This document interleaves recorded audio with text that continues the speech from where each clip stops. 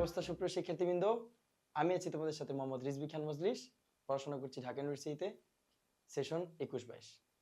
আজ আমি তোমাদের সামনে কথা বলবো ব্যাংক সমন্বয় বিবরণীতে। তোমাদেরকে স্বাগত জানাচ্ছি আমাদের প্রজেক্ট এস এর ব্যাংক সমন্বয় বিবরণী এইচএসসি 2026 অ্যাকাউন্টিং ফার্স্ট পেপার 3য় অধ্যায়ের 7ম ক্লাসে। তাহলে ব্যাংক সমন্বয় বিবরণীর এর আগে আমি 1 থেকে 6 পর্যন্ত 6টি ক্লাস কন্ডাক্ট করেছি।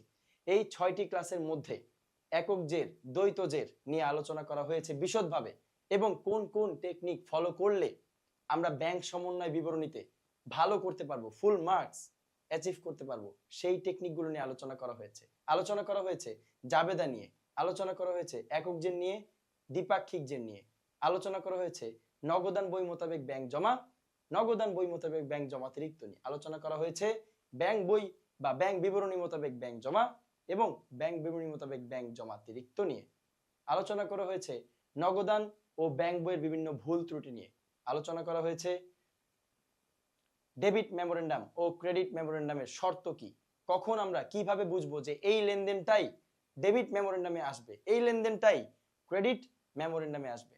এই বিষয়গুলো নিয়ে 1 থেকে 6টি, এই 6টি ক্লাস 1 থেকে 6 পর্যন্ত এই 6টি ক্লাসে আমি এই বিষয়গুলো নিয়ে আলোচনা করেছি। আজকে 7ম ক্লাস। যারা পূর্ববর্তী ক্লাসগুলো বা পূর্ববর্তী ভিডিওগুলো দেখোনি, সরাসরি 7ম ক্লাসে যুক্ত হচ্ছ, তাদের কাছে আমার অনুরোধ থাকবে তোমরা প্রথম 6টি ক্লাস ভালো মতো মনোযোগ দিয়ে করে আজকের 7ম ক্লাসে তোমরা জয়েন করবে। তাহলে তোমরা পুরোটা বুঝতে পারবে, আমার কানেকশনটা বুঝতে পারবে যে আমি কোত্থেকে শুরু কোথায় শেষ, কিভাবে শুরু কিভাবে শেষ। কারণ প্রতিটা ক্লাসের সাথে তার পরবর্তী ক্লাসের একটা মিল থাকে, একটা অ্যালাইনমেন্ট থাকে। তো তোমাদের সেটা বুঝতে হবে যে আগের ক্লাসগুলো করতে পারলে পরের যে ক্লাস 7ম ক্লাস, সেই শেষ ক্লাস, আজকে ব্যাংক সমন্বয় বিবরণীর আসলে শেষ ক্লাস, এই শেষ ক্লাসটা আমরা বুঝতে পারবো। তো ব্যাংক সমন্বয় বিবরণী প্রধানত 4টা ভাবে করা হয়ে থাকে: একক জের, দ্বৈত জের, মিশ্রিত জের বা সংমিশ্রণ জের, যা পূর্ববর্তী ক্লাসগুলোতে আলোচনা করা হয়েছে। আজকে আমি আপনাদের সামনে আলোচনা করব ব্যাংক সমন্বয় বিবরণীর সর্বশেষ এবং 4র্থ ধাপ, যার নাম আমানতকারীর বই বা নগদান বইয়ের সংশোধন। আমানতকারীর বইতে কিভাবে, কোন প্রসেসে, কোন টেকনিকে সংশোধন করতে হয় এবং আমি কিভাবে বুঝবো যে আমার সংশোধন অ্যাকচুয়ালি কারেক্ট হলো কি হইল না, সেই বিষয়গুলো নিয়ে আমি আজকে আলোচনা করব। তো আসো বেশি কথা না বলে আমরা আমাদের অঙ্কে চলে যাই। ওকে, তো প্রথম যে অঙ্কটা তোমরা দেখতে পাচ্ছ, সুপ্রিয় শিক্ষার্থীবৃন্দ একটু মনোযোগ দাও। তোমরা যদি মনোযোগ দাও, তোমরা যদি ফোকাস ওয়েতে ক্লাসটা করো, তাহলে আমার আশা, আমার বিশ্বাস যে তোমরা পুরা ক্লাসটা বুঝতে পারবে। আমানতকারী সংশোধনী যে নির্ণয়, এই অঙ্কটি বোর্ডে বারংবার এসেছে, কয়েকবার এসেছে, 25 সালে এসেছে, 2024 সালে, 2022 সালে, 2021 সালে এসেছে, বারবার এসেছে। অর্থাৎ আমানতকারীর বইতে কিভাবে সংশোধন দিতে হয়, একজন আমানতকারী যে সকল ভুলগুলো করেছে, একজন আমানতকারী যে ব্যাংক সমন্বয় বিবরণী নির্মাতা, ব্যাংক সমন্বয় বিবরণী যে তৈরি করে, সে কি কি ভুল করেছে সেই ভুলগুলোকে সংশোধন করাই আমানতকারীর কাজ। আমানতকারী তার বই, তার বইয়ের নাম কি? ক্যাশবুক, বা তার বইয়ের নাম হচ্ছে নগদান বই। আমানতকারী যে সকল ভুল সম্পাদন করেছে, নগদান বইয়ে যে সকল ভুল করেছে, সেই ভুলগুলোকে সংশোধন করাই আমানতকারীর কাজ। এই পদ্ধতিটি আজকে আমরা আলোচনা করব। তো তোমাদেরকে মনে রাখতে হবে যে আমানতকারী সেই সকল ভুলকেই সংশোধন করবে যেই সকল ভুল আমানতকারী করেছে।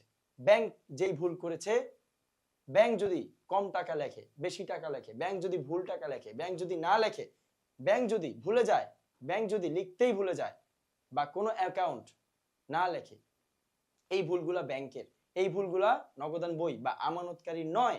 তাহলে আমানতকারী ব্যাংকের ভুলকে সংশোধন করবে না, সেই রেসপন্সিবিলিটি আমানতকারী নয়। আমানতকারী শুধুমাত্র তার নিজের ভুলকে সংশোধন করতে বাধ্য থাকিবে। তাহলে আমানতকারীর বইতে যখন আমাদেরকে বলবে যে নগদান বইয়ের সঠিক যে নির্ণয় করো, একটু মনোযোগ দাও, কি বলা আছে। যেমন এই যে অঙ্কটা, এই অঙ্কের মধ্যে আমরা দেখতে পাচ্ছি 2012 সালের 31শে ডিসেম্বর তারিখে নগদান বই মোতাবেক বা নগদান বই অনুযায়ী ব্যাংক উদ্ধৃত 27,000 টাকা। অর্থাৎ এই অঙ্কের মধ্যে এমন প্রশ্ন থাকবে যে নগদান বইয়ের সংশোধিত যে নির্ণয় করো, পয়েন্ট টু বি নোটেড, সংশোধিত। তার মানে সংশোধন কখন হয়? যখন ভুল হয়। তার মানে নগদান বই বা আমানতকারী, নগদান বই মানেই আমানতকারী, আমানতকারী যে সকল ভুলগুলো সম্পাদন করেছে, সে ভুল সম্পর্কে সংশোধন দাও, সংশোধিত জেন নির্ণয় করো। আগে ভুল হয়েছিল, এখন সেটাকে সংশোধন করতে বলা হচ্ছে। তার মানে আমানতকারী শুধুমাত্র নিজের ভুলকেই সংশোধন করবে, ব্যাংকের ভুল হলে সেটা আমানতকারী সংশোধন করবে না, সেই সংশোধন করবে ব্যাংক কর্তৃপক্ষ। তাহলে এই অঙ্কের ক্ষেত্রে আমাদেরকে যদি বলা হয় নগদান বইয়ের সংশোধন দাও, তাহলে আমরা শুধুমাত্র নগদান বইয়েরই সংশোধন দিব, ব্যাংকের নয়, বা ব্যাংক যে সকল ভুলগুলো করেছে সেগুলোকে আমরা আনবো না। ওকে, তাহলে এই লেনদেনে যদি বলে যে 2 নং যে সমন্বয়টি, 2 নং যে লেনদেনটি, এই লেনদেনে কত টাকা আদায় হয়েছে একটু খেয়াল করে দেখো। আমরা অঙ্কটা করছি 31শে ডিসেম্বর, কত তারিখ? 2012 সালের 31শে ডিসেম্বর। একটু মনোযোগ দিয়ে দেখো, দেনাদারের কাছ থেকে 48,000 টাকার চেক পেয়ে নগদে ব্যাংকে জমা দেওয়া হয়েছে চেকটি 9,000 টাকা। আচ্ছা, তো ব্যাংকে জমা দেওয়া হয়েছে, কিন্তু 9,000 টাকার চেকটি আদায় হয়েছে 2013 সালের 3রা জানুয়ারি। অর্থাৎ 2013 সালে 3রা জানুয়ারি তারিখে ব্যাংক 9,000 টাকা আদায় করেছে। তার মানে 2012 সালে 9,000 টাকা আদায় করে নাই, ব্যাংকে জমা দেওয়া হয়েছিল 48,000 টাকা। কত হাজার টাকা ব্যাংকে জমা দেওয়া হয়েছে? 48,000 টাকা। ব্যাংক 9,000 টাকা আদায় করে নাই, অর্থাৎ 9,000 টাকা ব্যাংক আদায় করেছে, তবে পরবর্তী বছরে। কিন্তু আমরা জানি ব্যাংক সমন্বয় বিবরণী সাধারণত 1 মাস বা 30 দিনের হয়ে থাকে। তাহলে যেই 30 দিন বা যেই 31 দিন বা 1 মাসের অঙ্ক আমরা ডিসেম্বর মাসে করছি, ডিসেম্বর মাসে যদি কোনো কাজ ব্যাংক না করে, তার মানে আসলে ব্যাংক সেই কাজটি করে নাই। ব্যাংক এই কাজটি করেছে, 9,000 টাকা আদায় করেছে, তবে আদায় করেছে 2013 সালের 3রা জানুয়ারি। তার মানে 48,000 টাকার মধ্যে 9,000 টাকা পরের বছর আদায় করেছে। তার মানে এটার কাজ 9,000 টাকার কাজ ব্যাংক কর্তৃপক্ষ করে নাই। তাহলে কতটুকুর কাজ করেছে? খুবই সিম্পল, 48,000 থেকে 9,000 টাকা মাইনাস করে দাও শিক্ষার্থী বন্ধুরা, কত থাকে? 39। অর্থাৎ 39,000 টাকা ব্যাংক নির্ধারিত তারিখে আদায় করেছে। এটা তোমাকে বুঝে নিতে হবে। ব্যাংক 2012 সালের 31শে ডিসেম্বর তারিখের মধ্যে 48,000 টাকার যেই চেকটি জমা দেওয়া হয়েছিল, বা যেই কয়টি চেক জমা দেওয়া হয়েছিল, তার মধ্যে বা তন্মধ্যে মাত্র 39,000 টাকার যেই চেক বা 39,000 টাকা ব্যাংক কর্তৃপক্ষ আদায় করেছে, আর বাকি 9,000 টাকা পরবর্তী বছরে আদায় করেছে। তাহলে যদি প্রশ্ন আসে যে ব্যাংক কর্তৃপক্ষ 2 নং লেনদেনে কত টাকা আদায় করেছে, তাহলে বলতে হবে 48,000 মাইনাস 9,000। আশা করি বুঝতে পেরেছো শিক্ষার্থী বন্ধুরা। তাহলে আমরা পরবর্তী উত্তরে দেখতে পাই যে 2 নং দফার লেনদেন 2012 সালে ডিসেম্বর মাসে ব্যাংক কর্তৃক জমাকৃত টাকার পরিমাণ। তাহলে ব্যাংক কর্তৃক জমাকৃত মানে ব্যাংক কর্তৃক আদায়কৃত, অর্থাৎ ব্যাংক কত টাকা আদায় করেছে? জমা হয়েছিল 48,000 টাকা। তোমরা লিখতে পারো ব্যাংকে জমাকৃত টাকার পরিমাণ, অথবা ব্যাংক কর্তৃক, অথবা তোমরা লিখতে পারো যে এটা না লিখে লিখতে পারো ব্যাংক কর্তৃক আদায়কৃত টাকা, ব্যাংক কর্তৃক আদায়কৃত অর্থ, আদায়কৃত টাকা। তাহলে ব্যাংকে জমা দেওয়া হয়েছিল কত? 48,000 টাকা। ব্যাংক আদায় করে নাই, অর্থাৎ বাদ, ডিসেম্বর মাসে ব্যাংক কর্তৃক আদায় হয় নাই। আদায় হয়েছে কত তারিখে? আদায় হয়েছে 3রা জানুয়ারি। 3রা জানুয়ারি কবে?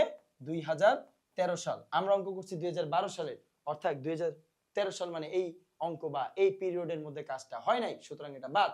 তার মানে আমরা বাদ দিলাম 9,000, বাদ দিলে আমাদের থাকে কত সুপ্রিয় শিক্ষার্থীবৃন্দ? কত থাকে? 39,000 টাকা শিক্ষার্থী বন্ধুরা। তাহলে এই 39,000 টাকার চেকটি ব্যাংক আদায় করেছে। সিম্পল। আশা করি একেবারে ক্রিস্টাল ক্লিয়ার আমাদের এই অঙ্কটি। পরবর্তী আমরা অঙ্ক দেখব, যে পরবর্তী বিষয়টি হচ্ছে মূলত আমাদের নগদান বই বা আমানতকারীর বইতে সংশোধনী জের নিয়ে। আমানতকারীর বইতে সংশোধনী জের। তাহলে আমরা একটু ফোকাস করি, আমানতকারী বইতে আমরা কোন লেনদেনগুলো আসলে সংশোধন করব, যা আমানতকারীর ভুল হয়েছে বা নগদান বইতে ভুল হয়েছে। কিভাবে বুঝবো? নগদান বইতে লেখা হয় নাই, এটাই আমানতকারীর ভুল। নগদান বইতে বেশি টাকা লেখা হয়েছে, এটাও আমানতকারীরই ভুল। নগদান বইতে কম টাকা লেখা হয়েছে, এটাও আমানতকারীর ভুল। নগদান বইতে ভুল অ্যামাউন্ট লিপিবদ্ধ হয়েছে, এটাও আমানতকারীরই ভুল। তার মানে তোমরা বুঝতে পেরেছো, আমানতকারীর ভুল মানে নগদান বইয়ের ভুল, নগদান বইয়ে না লেখা, নগদান বইয়ে বেশি লেখা, কম লেখা, ভুল অ্যামাউন্টটা লেখা। তাহলে 1 নাম্বার আমরা পড়লাম যে নগদান বই অনুযায়ী ব্যাংক জমা 27,000, এইরকম থাকলে আমরা কাকে ফলো করি? এটা আমাদের সেই আগের রুলস। এরকম থাকলে আমরা কাকে ফলো করি শিক্ষার্থী বন্ধুরা? আমরা ফলো করি ব্যাংকে। কাকে ফলো করি? ব্যাংকে। নগদান বই অনুযায়ী ব্যাংক জমা বলা আছে, তাহলে আমরা ব্যাংকে ফলো করব 27,000 টাকা। আচ্ছা, ভালো কথা।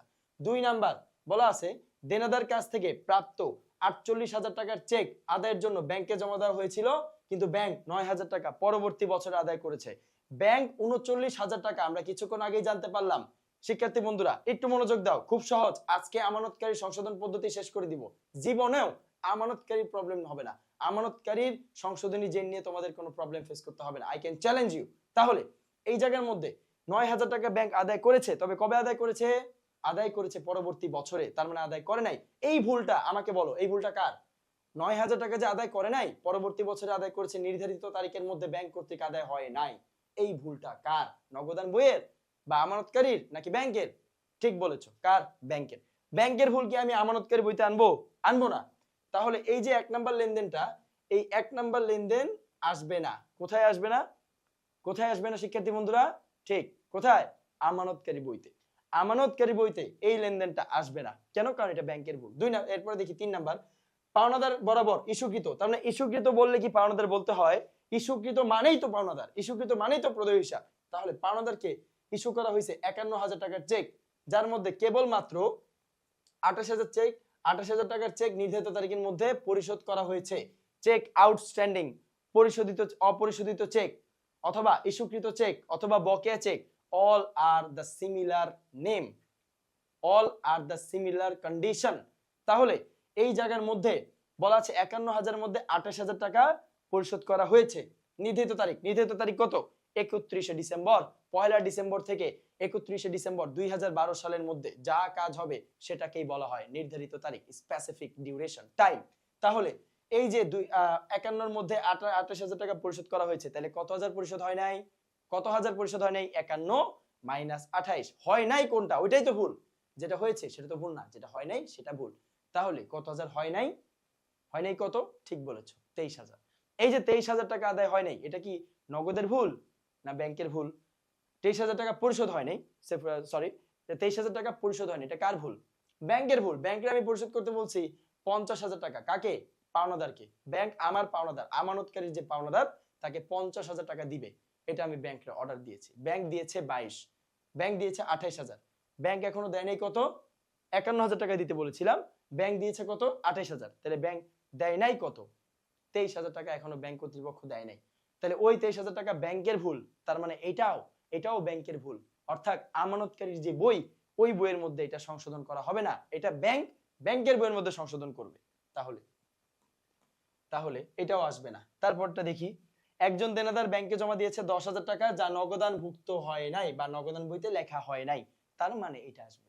কারণ নগদান বইতে না লেখা মানে কি? আমানতকারী ভুল। নগদান বই কে লেখে? আমানতকারী। নগদান বই আমানতকারী লেখে নাই কেন? লেখেন। তাহলে এটা আমানতকারীর ভুল। কেন? নগদান বইতে লেখা হয় নাই, এটা অবশ্যই আসবে। এটা আসবে শিক্ষার্থী বন্ধুরা, এটা অবশ্যই আসবে, কারণ এটা আমানতকারীর ভুল। কোথায় আসবে? আমানতকারীর সংশোধনী যেই জেরটা আমরা নির্ণয় করব একটু পরে, সেই জেরের মধ্যে এটা আসবে, এই অঙ্কটা আসবে। তারপরে 4 নাম্বার তাইলে আসলো। 5 নাম্বার, 2012 সালের ডিসেম্বর মাসে 2500 টাকা বিনিয়োগের সুদ আদায় করেছে কে? ব্যাংক। নগদান ভুক্ত হয়নি শিক্ষার্থী বন্ধুরা, নগদান বইতে লেখা হয়নি। তার মানে 2012 সালে নির্ধারিত তারিখের মধ্যে ব্যাংক বিনিয়োগের সুদ আদায় করেছে। বিনিয়োগের সুদ কার? এখানে আমরা কার আয় ব্যয় নিয়ে কথা বলছি? আমানতকারীর। তার মানে আমানতকারীর পক্ষ হয়ে 2,500 টাকা ব্যাংক কর্তৃপক্ষ আদায় করেছে, কিন্তু নগদান বই তা লিখতে ভুলে গিয়েছে বা লেখে নাই। তাহলে এই যে নগদান বই লেখে নাই, এইটা কার ভুল? এটাও আমানতকারীর ভুল। তার মানে যখন আমি আমানতকারী ভুল সংশোধন করব, তখন এইটাকেও আনতে হবে, অর্থাৎ এটাকেও সংশোধন করতে হবে। আনতে হবে মানে কি? সংশোধন করতে হবে। তাহলে এটাও আসবে। তারপরে ব্যাংক সুদ মঞ্জুর করেছে কত? 3,000। ব্যাংক 500 টাকা ব্যাংক চার্জ ধার্য করেছে, এটাও ব্যাংক করেছে, কারণ সুদ মঞ্জুর, ব্যাংক জমার সুদ, ব্যাংক জমাতিরিক্তের সুদ, ব্যাংকের কমিশন, ব্যাংকের ধার্যকৃত চার্জ, এই বিষয়গুলো ব্যাংক ধার্য করে। তার মানে ব্যাংকের কোনো ভুল নাই। ব্যাংক যেই কাজটা করেছে, যেটা করা উচিত ছিল, সেটা ব্যাংক করেছে। এখানে ব্যাংকের ভুল নাই। ভুলটা কার? বলা আছে নগদান বইতে লেখা হয় নাই। তাহলে যদি নগদান বইতে লেখা না হয়, তাহলে ভুলটা কার? অবশ্যই, ধন্যবাদ তোমাদের সবাইকে, ঠিক বলেছে, অ্যানসারটা হবে আমানতকারীর। তাহলে এই যে আমানতকারী তার বইয়ের মধ্যে লেখে নাই, এটাকে আমরা সংশোধন করব যখন আমরা আমানতকারী সংশোধনী জেরে যাব তখন। তারপরে 7 নাম্বার, ব্যাংক কর্তৃক বীমা। আচ্ছা, বীমা প্রিমিয়াম পরিশোধ করা হয়েছে, আমাকে উত্তর দেন। 3,000 টাকা বীমা প্রিমিয়াম। এই যে 3,000 টাকা, এটা কার? 3,000 টাকা যে বীমার কিস্তি দিল, বীমার প্রিমিয়াম দিল, প্রিমিয়াম মানে কিস্তি পরিশোধ করা, বীমার যে প্রিমিয়াম বা বীমার যে অ্যানুইটি বা বীমার যে কিস্তি প্রদান করা হইলো, এই কিস্তিটা কে দিয়েছে? ব্যাংক। আচ্ছা, এই বীমা খরচটা কার? আমানতকারীর। তার মানে আমানতকারীর একটা খরচ ব্যাংক কর্তৃপক্ষ পরিশোধ করেছে, ভালো কথা। কিন্তু যা নগদান বইতে লেখা হয় নাই, তার মানে এইটাও আসবে, এটাও নগদান বইয়ের বা আমানতকারীর ভুল, যেহেতু নগদান বইতে অন্তর্ভুক্ত হয় নাই। অর্থাৎ এক 1 2 3 4 1 2 3 4 লাস্টের 4 থেকে 7 পর্যন্ত যে অ্যাকাউন্টগুলো, এই সবগুলোই আমানতকারী বইতে আমরা সংশোধন করব। কিভাবে করব চলো বন্ধুরা দেখি। আমানতকারী বইতে সংশোধনের জন্য সর্বপ্রথম যে স্টেপ তোমাকে আগে বুঝতে হবে যে আমরা ব্যালেন্স বিডিটা কোথায় বসাবো। ব্যালেন্স বিডি, আচ্ছা ভাইয়া ব্যালেন্স বিডি কোত্থেকে আসলো? ব্যালেন্স বিডি হচ্ছে এই যে 1 নম্বরে দেখো 27000 টাকা, এই যে 1 নম্বরে দেখো লেখা আছে 27000 টাকা। তাহলে এই যে 27000 টাকা, এই 27000 টাকার নাম হচ্ছে ব্যালেন্স বিডি। কেন? কারণ নগদান বই মোতাবেক ব্যাংক জমা। কারণ আমরা নগদান বইয়ের সমাধান করছি, সেখানে কি ব্যাংক বই মোতাবেক ব্যাংক জমা হবে? ব্যাংক বই মোতাবেক ব্যাংক জমা অথবা ব্যাংক বই মোতাবেক ব্যাংক জমাতিরিক্ত, এই দুটি জের কি সেখানে আসবে? কখনোই আসবে না। নগদান বই মোতাবেক যেই জের বের হয়েছে সেটাকে আপনি সংশোধন করবেন, কারণ নগদান বই মোতাবেক মানে কি মোতাবেক? আমানতকারীর বই মোতাবেক। তাহলে আমানতকারীর বইকে সংশোধন করতে হলে সবসময় আপনাকে দুটো জের নিয়ে কাজ করতে হবে। আমানতকারীর বইকে সংশোধন করতে হলে সবসময় দুটো জের নিয়ে কাজ করতে হবে। 1 নম্বর জের নগদান বই মোতাবেক ব্যাংক জমা, 2 নম্বর জের নগদান বই মোতাবেক ব্যাংক জমাতিরিক্ত। এখন এই দুটোকেই আমরা ব্যালেন্স বিডি বলবো, কারণ এই দুটো পূর্ববর্তী মাসে আমরা পেয়েছি বা এই দুটো আমাদের পূর্বের জের। তাহলে নগদান বই মোতাবেক যে ব্যাংক জমা বা নগদান বই মোতাবেক যে ব্যাংক জমাতিরিক্ত, এটা আমরা কখন কোন পাশে বসাবো? একটু মনোযোগ দিয়ে শুনে রাখো শিক্ষার্থী বন্ধুরা। যদি নগদান বই মোতাবেক ব্যাংক জমা থাকে, যেমন এখানে দেওয়া আছে নগদান বই মোতাবেক ব্যাংক উদ্ধৃত, তার মানে ব্যাংক জমা, উদ্ধৃত জমা জের একই কথা, উদ্ধৃত জমা জের ব্যালেন্স একই কথা। সুতরাং নগদান বই মোতাবেক ব্যাংক জমা হলে আমরা আমানতকারী সংশোধনী যেই অঙ্কটা করব, সংশোধনী যে নির্ণয়ের, সেখানে আমরা ডেবিট পাশে বসাবো balance BD. Be careful about this, অনেক ইম্পর্টেন্ট, অনেক ইম্পর্টেন্ট এই জায়গাটা। ব্যালেন্স বিডি সঠিক জায়গায় না বসালে অঙ্ক ভুল হবে, অঙ্ক মিলবে না, ফলাফল তুমি 0 পাবে। সুতরাং আন্ডা যদি পেতে না চাও তাহলে এখনই নিজের ভুলকে সংশোধন করতে হবে। কি হবে? ব্যালেন্স বিডি, ব্যালেন্স বিডি কে আমরা আমানতকারী বইতে ডেবিট পাশে বসাই যদি সেটা হয় নগদান বই মোতাবেক ব্যাংক জমা। আর যদি হয় নগদান বই মোতাবেক ব্যাংক জমাতিরিক্ত, তাহলেও আমরা ব্যালেন্স বিডি বসাই, তবে সেটা ক্রেডিট পাশে। আবারও বলছি, যদি ব্যাংক জমা থাকে নগদান বই মোতাবেক ব্যাংক জমা, তাহলে আমরা ব্যালেন্স বিডি বসাবো ডেবিট পাশে। কোথায়? আমানতকারী সংশোধনী বইয়ের ডেবিট পাশে। আর যদি নগদান বই মোতাবেক ব্যাংক জমাতিরিক্ত থাকে, তাহলে আমরা সেটাকে ক্রেডিট পাশে বসাবো, ব্যালেন্স বিডি নামে ক্রেডিট পাশে। আসুন, 27000 টাকা ব্যাংক জমা, তার মানে ইহা ডেবিট পাশে বসা উচিত। তো আমরা একটু দেখি ডেবিট পাশে বসলো কিনা। হ্যাঁ বসেছে, তার মানে অঙ্ক ওকে। ব্যালেন্স বিডি 27000 টাকা ডেবিট পাশে বসেছে, এই যে ডেবিট পাশে। তাহলে আপনাদের মূল কর্তব্য হচ্ছে নগদান বইয়ের সঠিক ব্যাংক জের বা সঠিক উদ্ধৃত নির্ণয় করা এবং হেডিং দেওয়া, নগদান বই ব্র্যাকেটে দিবেন ব্যাংক কলাম। আবার ব্যাংকের ভুল শুধরাতে হলে দিবেন ব্যাংক বই ব্র্যাকেটে দিবেন নগদ কলাম। তার মানে নগদান বইয়ের আমি নগদান বইয়ের সমস্যাগুলো সমাধান করছি, সংশোধন করছি, ব্র্যাকেটে দিব আমি ব্যাংক কলাম, অর্থাৎ ব্যাংকের কলামে নগদান বইয়ের সংশোধন হচ্ছে। তাহলে ডেবিট পাশে দিলাম 27000 টাকা, যেহেতু এটা আমানতকারীর, এটা আমানতকারীর হিসাব। শিক্ষার্থী বন্ধুরা মনোযোগ, আমানতকারীর হিসাব, তাহলে ব্যালেন্স বিডি ব্যাংক জমা হলে ডেবিট পাশে বসবে। এখন আসে একটা টেকনিক শিখি। যদি যদি আমরা কি জানি, যদি আমানতকারীর হিসাব বৃদ্ধি পায়, ব্যাংকে যেই টাকাটা আমি রেখেছি সেই টাকাটা আমানতকারীর টাকা, সেই টাকা বা সেই ব্যালেন্স যদি বৃদ্ধি পায়, যদি বৃদ্ধি পায় শিক্ষার্থী বন্ধুরা, যদি বৃদ্ধি পায়, তাহলে আমানতকারীতা ডেবিট করে। কি করে? ডেবিট করে। আর যদি আমানতকারীর হিসাব ব্যাংক থেকে হ্রাস পায়, মাইনাস হয়, কমে যায়, খরচ হয়, হ্রাস পায়, তাহলে তা আমানতকারী ক্রেডিট ক্রেডিট করে। সোজা হিসাব। তার মানে যে সকল লেনদেনের ফলে আমানতকারী হিসাব বৃদ্ধি পাচ্ছে, আমানতকারী সেটাকে ডেবিট করবে। যে সকল লেনদেনের ফলে আমানতকারী হিসাব হ্রাস পাচ্ছে, আমানতকারী সেগুলোকে ক্রেডিট করবে, ক্রেডিট করবে। তাহলে আমরা একটু দেখি শিক্ষার্থী বন্ধুরা কি আছে। ওকে, যেমন আমরা জানি, আমরা আগে থেকে সিলেক্ট করে ফেলেছি 4 5 6 7 এই বিষয়গুলো আমরা সমাধান করব, কারণ এগুলো নগদান বইয়ের বা আমানতকারীর ভুল। তাহলে ভাইয়া কেন 1 আর 2 2 আর 3 করব না? কারণ 2 আর 3 আমানতকারী ভুল নয়, 2 আর 3 হচ্ছে ব্যাংকের ভুল, সোজা হিসাব। তাহলে 4 নম্বরে আসি।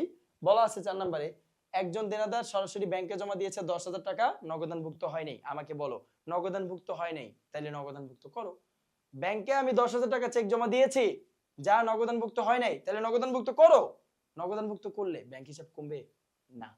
প্রদেয় হিসাবকে টাকা দিলে ঠিক যেভাবে ব্যাংক হিসাব কমে যায়, দেনাদার যদি আমাকে টাকা দেয় অর্থাৎ আমার ব্যাংক হিসাবে টাকা জমা দেয়, তাহলে আমার ব্যাংক হিসাব কমবে না বাড়বে?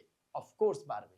তাহলে দেনাদার টাকা জমা দিয়েছে 10,000 টাকা, এই 10,000 টাকা আমার ডেবিট পাশে বসাতে হবে, কারণ আমানতকারীর হিসাব বাড়লে ডেবিট। তাহলে এই দেখুন শিক্ষার্থী বন্ধুরা, দেনাদার হিসাব কত? 10,000 টাকা ডেবিট পাশে বসানো হয়ে গেছে। একদম সহজ। ডেবিট পাশে 10,000, কেন? কারণ হিসাবটা বেড়েছে। আশা করি বুঝতে পেরেছো। পরবর্তীতে আমরা দেখব পরের সমাধান। ডিসেম্বর মাসে ব্যাংক বিনিয়োগের সুদ, আমরা তো এটা খুব ভালো করে জানি, 2,500 টাকা ব্যাংক কি করেছে? বিনিয়োগের সুদ আদায় করেছে। 2,500 টাকা ব্যাংক বিনিয়োগের সুদ আদায় করেছে। আচ্ছা, বিনিয়োগের সুদ 2,500 টাকা যদি ব্যাংক কর্তৃক আদায় হয়, বিনিয়োগের সুদ আমানতকারীর জন্য আয়না ব্যয়। আয়না ব্যয়, বিনিয়োগটা কে করেছে? আমানতকারী।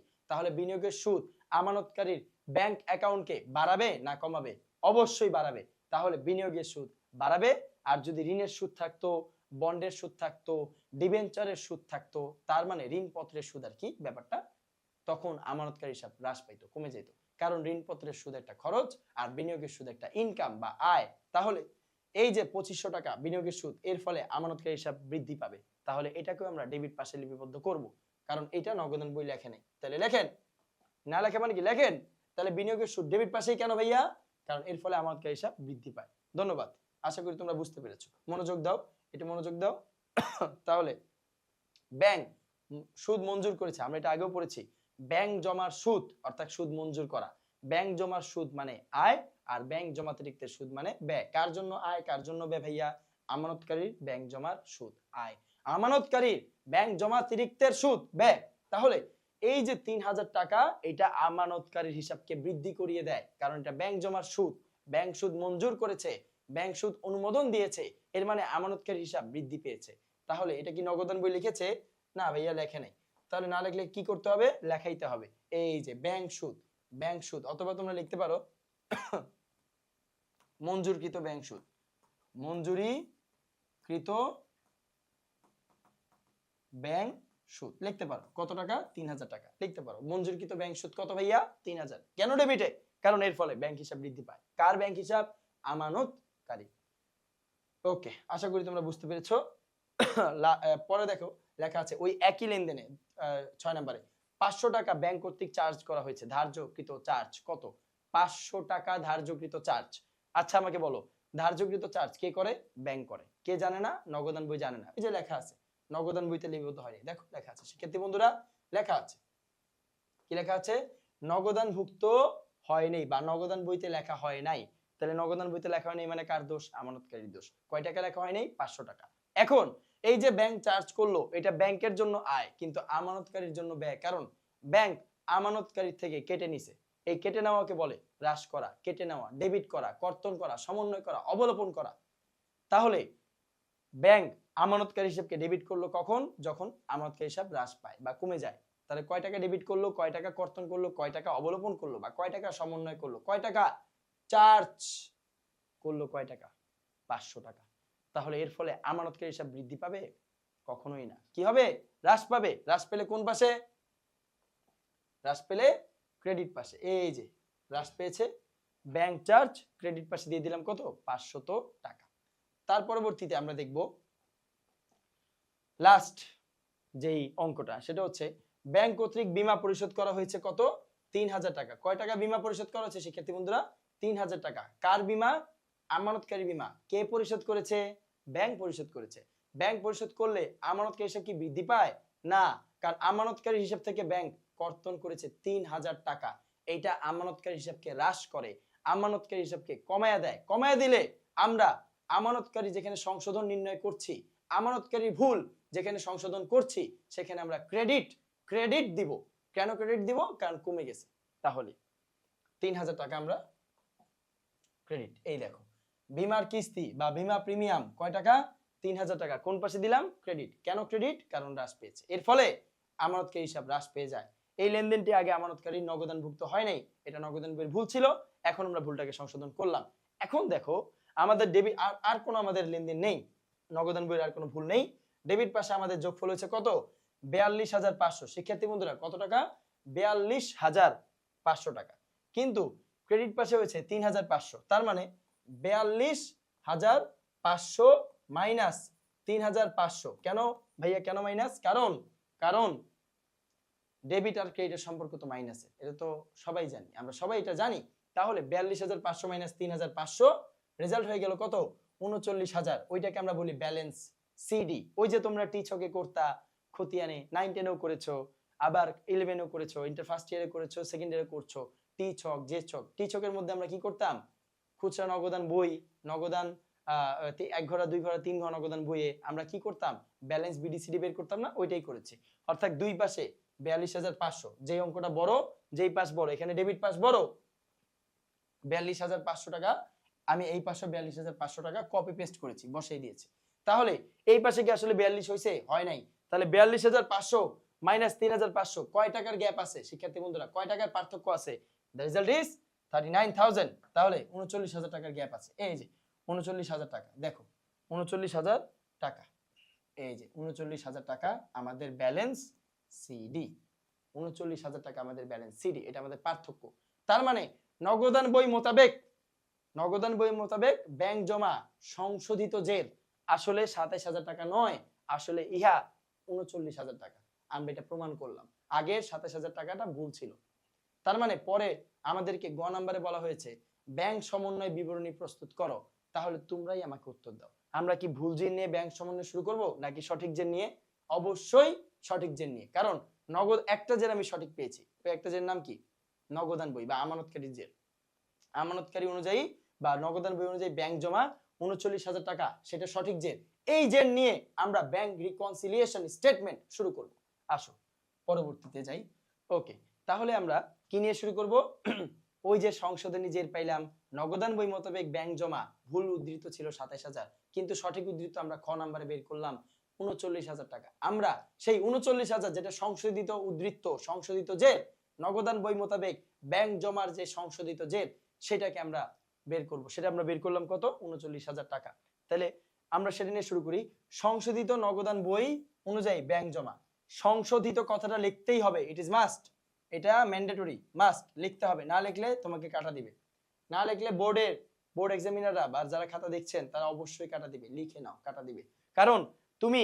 নগদান বই মোতাবেক ব্যাংক জমা 39000 টাকা এটা কি ভুল উদ্ধৃত নাকি সঠিক উদ্ধৃত সংশোধিত উদ্ধৃত না তুমি না নগদান বই বা আমানতকারীর বইকে সংশোধন করে 39000 টাকা লিখেছো তাহলে এইটাকে লিখতে হবে যেটা একটা সংশোধিত জের এটা একটা সংশোধিত উদ্ধৃত তাহলে নগদান বই অনুযায়ী ব্যাংক জমা এটা বললে আমরা কাকে ফলো করি সংশোধিত বাট আমাদের রুলস কিন্তু সেম যা আমি 2 নাম্বার 3 নাম্বার 4 নাম্বার ক্লাসে আমরা যা শিখেছি 6 নাম্বার 5 নাম্বার ক্লাসে যা শিখেছি কি শিখেছি যে নগদান বই মোতাবেক ব্যাংক জমা বললে আমরা কাকে ফলো করি নগদান বই মোতাবেক ব্যাংক জমা বললে তুমি কাকে ফলো করবা ব্যাংক রে তার মানে এই অঙ্কের মধ্যে আমরা কাকে ফলো করছি ব্যাংক আর যদি বলতো যে নগদান বই মোতাবেক ব্যাংক জমা অতিরিক্ত তাহলে আমরা নগদকেই ফলো করতাম আচ্ছা তাহলে আমাকে বলো এবার আমি কার ভুল শুধরাবো আমি কি আমানতকারী ভুল শুধরাবো না আমানতকারীর ভুল সংশোধন করা শেষ তাইলে আপনি এখন কার ভুল সংশোধন করবেন দুইটা ভুল কিন্তু ব্যাংকের রয়েছে শিক্ষার্থী বন্ধুরা মনোযোগ দাও দুইটা ভুল কার রয়েছে ব্যাংক কর্তৃপক্ষের রয়েছে তার মানে ব্যাংক কর্তৃপক্ষ তার ভুলগুলোকে সংশোধন করবে কিন্তু এটা ব্যাংক সমন্বয় বিবৃতি আমরা সংশোধন কিভাবে করব আসো এখন এখানে সংশোধন করছি না এখানে আমরা আসলে কি করছি যা ব্যাংক যা করেছে আমরা তাই করব কারণ ব্যাংকে ফলো করছি ব্যাংক যা করেছে আমরা তাই করছি এখানে কোনো সংশোধন দিচ্ছি না সংশোধন কখন দিতে মানে কিভাবে দিব বা কি চাইলে আমরা সংশোধন দিব সেটা আমি দেখাই দিব সমস্যা নেই তোমরা টেনশন করিও না আমি দেখাই দিব এখনই একটু দেখো আগে এখন আমি কিন্তু এই অঙ্কে কোনো সংশোধন করছি না just I am following the bank statement nothing else আমি ব্যাংককেই ফলো করছি আর কিচ্ছু না তাহলে এই জায়গায় ব্যাংকের ভুলগুলোকে আনি শুধরাবো না ব্যাংকের ভুলগুলোকে আনবো তাহলে কোনটা ব্যাংকের ভুল শিক্ষার্থী বন্ধুরা ওই যে 1 2 ব্যাংকের ভুল কোনটা 1 আর 2 এই দুটো হচ্ছে ব্যাংকের ভুল ওকে তাহলে এই জায়গার মধ্যে ব্যাংকের ভুল কোনটা শিক্ষার্থী বন্ধুরা দেখো ব্যাংকের ভুল কোনটা 2 নাম্বার আর 3 নাম্বার সরি 2 আর 3 তাহলে 2 বলা আছে আদায়ের জন্য ব্যাংকে 48,000 টাকা জমা দেওয়া হয়েছে কিন্তু ব্যাংক 9,000 টাকা পরে আদায় করেছে তাহলে এনে কয় হাজার টাকা ভুল 9,000 তার মানে 9,000 টাকা চেক এটা ব্যাংক নির্ধারিত তারিখের মধ্যে ব্যাংক কর্তৃপক্ষ আদায় করে নাই তাহলে এই 9,000 টাকা কি ব্যাংকের ভুল নাকি আমানতকারীর ভুল ব্যাংকের ভুল এখন আমাকে উত্তর দাও আমার ডান হাত একটি ব্যাংক ধরো আর বা হাত হচ্ছে নগদান বই বা আমানতকারীর বই বা ক্যাশ বুক তাহলে ব্যাংক হিসাব আদায় করেছে কত টাকা আদায় করেছে 39,000 এই যে 39,000 কিন্তু নগদান বই কত টাকা আদায় করেছে পুরো 48,000 কারণ নগদান বই ব্যাংকে টাকা চেকটা জমা দিয়েছে সুতরাং আমানতকারী 48,000 টাকা বাড়িয়েছে বা বৃদ্ধি করেছে তার অ্যাকাউন্টকে কিন্তু ব্যাংক তার অ্যাকাউন্টকে বৃদ্ধি করেছে 39,000 কেন কারণ বাকি 9,000 এখনো বৃদ্ধি করে নাই এখন বাকি 9,000 তো পরবর্তী মাসে বা পরবর্তী বছরে আদায় করেছে তার মানে নির্ধারিত তারিখের মধ্যে না হলে ওইটা হবে আদায় হয় নাই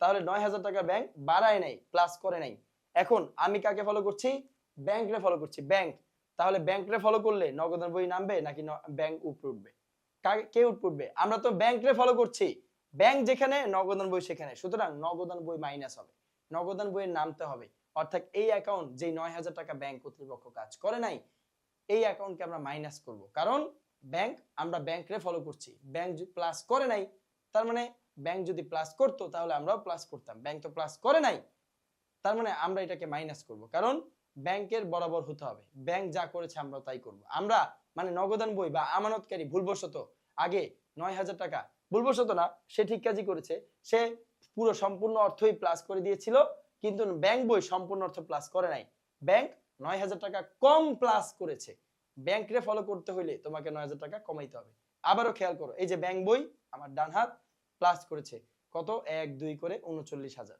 কিন্তু নগদান বই প্লাস করেছে 1 2 করে 48,000 আমি যদি ব্যাংক রে ফলো করি কে নিচে আছে নিচে কে ব্যাংক তাহলে ব্যাংক রে ফলো করলে আপনাকে নিচে মানে আপনি মানে আমানতকারী নগদান বইকে নিচে নামতে হবে নগদান বই যদি নিচে নামে নিচে নামা মানে মাইনাস উপরে ওঠা মানে প্লাস তাহলে এই দেখো সুপ্রিয় শিক্ষার্থীবৃন্দ এই যে এই জায়গার মধ্যে জমাকৃত চেক এখনো পর্যন্ত ব্যাংক কর্তৃক আদায় হয় নাই এমনটা বাদ দিছে দেখছো বাদ মানে মাইনাস কত টাকা বাদ দেওয়া হয়েছে 9,000 টাকা বাদ দেওয়া হয়েছে ভালো কথা বাদ দেওয়া হয়েছে কেন আমরা এটা বুঝলাম আসো আমরা এর পরেরটা করি তাহলে এর পরেরটা কি বলা আছে দেনাদার কাছ থেকে 48,000 টাকা এটা তো আমরা করেছি পাওনাদার বরাবর চেক ইস্যু করা হয়েছে 51 কিন্তু কেবল 28,000 টাকার চেকটি নির্ধারিত তারিখের মধ্যে পরিশোধ করা হয়েছে তাইলে 51,000 এর মধ্যে আপনি পরিশোধ করছেন কত 28,000 অর্থাৎ আমি মানে পাওনাদার ব্যাংকে আমি মানে আমানতকারী ব্যাংক কর্তৃপক্ষকে নির্দেশ দিয়েছি আপনি আমার প্রদেয় হিসাবকে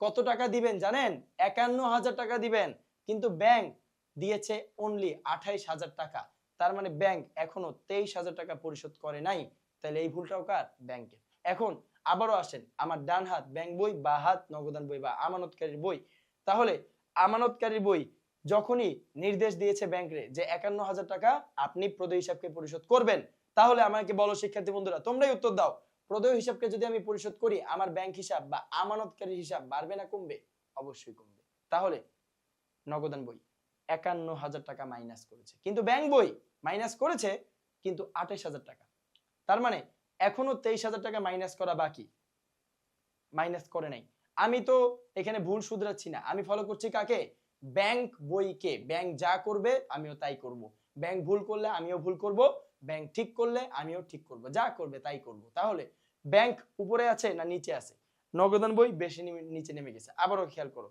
নগদান বই বা আমানতকারী বই 51,000 টাকা মাইনাস করেছে কিন্তু ব্যাংক বই মাইনাস করেছে কত 28,000 তার মানে ব্যাংক এখনো 23,000 টাকা মাইনাস করা বাকি অর্থাৎ পরিশোধ করা বাকি কাকে পাওনাদারকে তাহলে আমি যদি ব্যাংকে ফলো করি তাহলে আমাকে উপরে উঠতে হবে আমি মানে আমানতকারী কারণ আমি ব্যাংকে ফলো করছি যাকে ফলো করছি সে তো নড়াচড়া করবে না সে যেখানে আছে সেখানেই থাকবে তাহলে ব্যাংক কর্তৃপক্ষ নগদ থেকে উপরে আছে না শিক্ষার্থী বন্ধুরা তাহলে উপরে থাকলে কি করতে হবে ব্যাংক কর্তৃপক্ষ উপরে আছে সুতরাং আমাকে উপরে উঠতে হবে আমি মানে আমানতকারী নগদান বই ক্যাশ বুক নগদান বই উপরে উঠবে উপরে ওঠা মানে কি প্লাস ধন্যবাদ তাহলে কয় টাকা উপরে উঠবে মাইনাস করো কয় টাকার কাজ করে নাই 23,000 অর্থাৎ 23,000 টাকা এখন আমাকে উপরে উঠতে হবে যেই কাজটা হয় নাই 28,000 টাকা তো পরিশোধ করে দিয়েছে যেটা হয় নাই সেটাকে আনবেন যেটা পরিশোধ করা হয় নাই সেটাই তো ভুল, যেটা পরিশোধ করা হয়েছে সেটা কি ভুল না, যেটা পরিশোধ করা হয় নাই সেটা ভুল।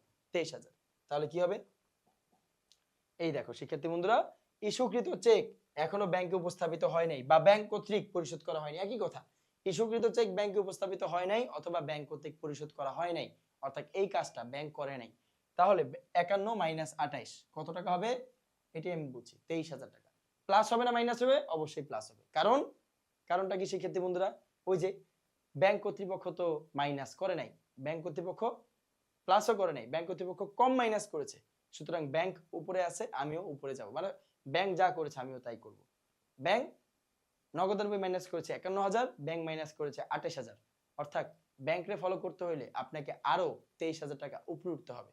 তাহলে 23,000 টাকা প্লাস, দিন শেষে দেখেন আপনি 23,000 প্লাস 39,000 টাকা কোথেকে আসলো, ওই যে সংশোধিত উদ্ধৃত নগদান বই মোতাবেক সংশোধিত উদ্ধৃত, এই যে এইটা এই 39,000 টাকা আপনি বসাইছেন কোথায়, ব্যাংক সমন্বয় বিবরণীর প্রথমে কি বসাইছেন 39,000, 39,000 সাথে আপনি 23,000 যোগ করলেন আর 9,000 টাকা মাইনাস করলেন, তাহলে আপনার রেজাল্ট কত থাকলো 53,000। এটার পাশে কি লিখবেন, ব্যাংক বিবরণী মোতাবেক ব্যাংক জমা। আচ্ছা ভাইয়া আমাকে বলেন তো, এইটা আমি শুরুতে লিখছিলাম সংশোধিত নগদান বই মোতাবেক ব্যাংক জমা, কিন্তু আমি যে রেজাল্টটা পাইলাম ওইটাতে আমি কেন সংশোধিত ব্যাংক বিবরণী মোতাবেক ব্যাংক জমা লিখতে পারলাম না, কেন লিখতে পারলাম না, কারণ এই জেটটা সংশোধিত নয়, এই জেটটা ভুল জেট। কেন, কিভাবে বুঝলেন ভাইয়া, কারণ যদি সংশোধিত হইতো তাহলে এই 39 আর এই যে 53 এরকম হইতো না, এটা তো 39, এটা কিন্তু সমস্যা নাই, এখানে উত্তর 39ই আসতো। যদি ব্যাংকের সর্বশেষ যে উত্তরটা আমরা পেয়েছি, আমরা জানি নগদান বই মোতাবেক ব্যাংক জমা দিয়ে আমরা ব্যাংক সমন্বয় বিবরণী শুরু করলে আমরা শেষ করি ব্যাংক বিবরণী মোতাবেক ব্যাংক জমা দিয়ে, তাহলে আমি তো তাই করেছি, ব্যাংক বিবরণী অনুযায়ী বা ব্যাংক বিবরণী মোতাবেক ব্যাংক জমা। কিন্তু সংশোধিত ব্যাংক বিবরণী মোতাবেক ব্যাংক জমা এই কথাটা আমি লিখতে পারবো না, কারণ এই দুইটা মিলে নাই, অর্থাৎ এইটা রেজাল্ট 39 আসে নাই, আসবেও না, কারণ আমি এখানে ভুল সংশোধন করিনি, আমি এটা আগে বলেছি। এই যে গ নাম্বার যে অঙ্কটা ব্যাংক সমন্বয় বিবরণী মামুন ট্রেডার্সে, এই অঙ্কে আমি কোনো ভুল সংশোধন করছি নয়কার না, এটা just I am just following the bank statement, bank যা করেছে আমিও তাই করছি। এখন আমি মিলাবো কিভাবে, ধরো তোমাদের কাছে যদি চায় যে ব্যাংকের সংশোধন করো, আমানতকারী বইতে না ব্যাংকের বইতে সংশোধন করো, তাইলে আসো আমরা কিভাবে শিখবো একটু দেখি।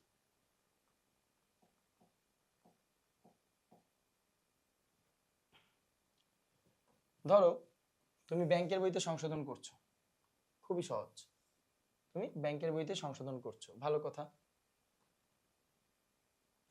তুমি যখন নগদান বই বা আমানতকারী বইকে সংশোধন করবা, তখন তুমি কি লিখবা জানো, তখন তুমি উপরে কি লিখতা, নগদান বই ব্র্যাকেটে ব্যাংক কলাম। কিন্তু এখন তো তুমি ব্যাংকের বইতে সংশোধন করছো, এখন তুমি লিখবা ব্যাংক বই ব্র্যাকেটে নগদ কলাম, ভালো কথা। কিছু এই পাশটা হচ্ছে ক্রেডিট আর এই পাশটা হচ্ছে ডেবিট, বিবরণ টাকা বিবরণ টাকা, ভালো কথা। আসো আমরা সমাধান করি। এই জায়গায় একটা ইন্টারেস্টিং ঘটনা ঘটবে। আমরা জানতাম, আমরা কি জানি যে আমানতকারী বইতে যদি আমরা সংশোধন দেই, তাহলে ব্যালেন্স বিডি আমরা ডেবিট পাশে বসাই।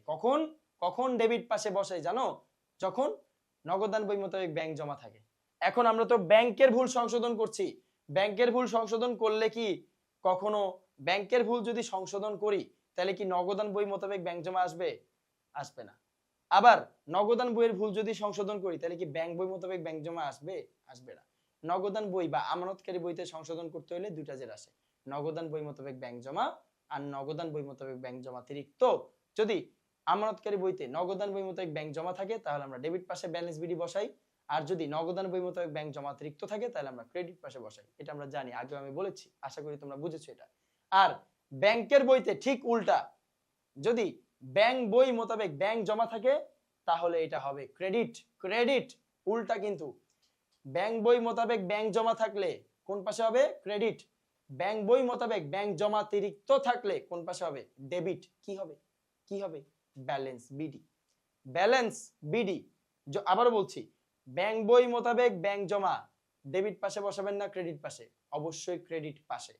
আর যদি বলে ব্যাংক বিবরণী বা ব্যাংক বই মোতাবেক ব্যাংক জমাতিরিক্ত, তাহলে বসাবেন ডেবিট পাশে ব্যালেন্স বিডি, যে অ্যামাউন্ট থাকে ওই অ্যামাউন্ট বসাই দিবেন।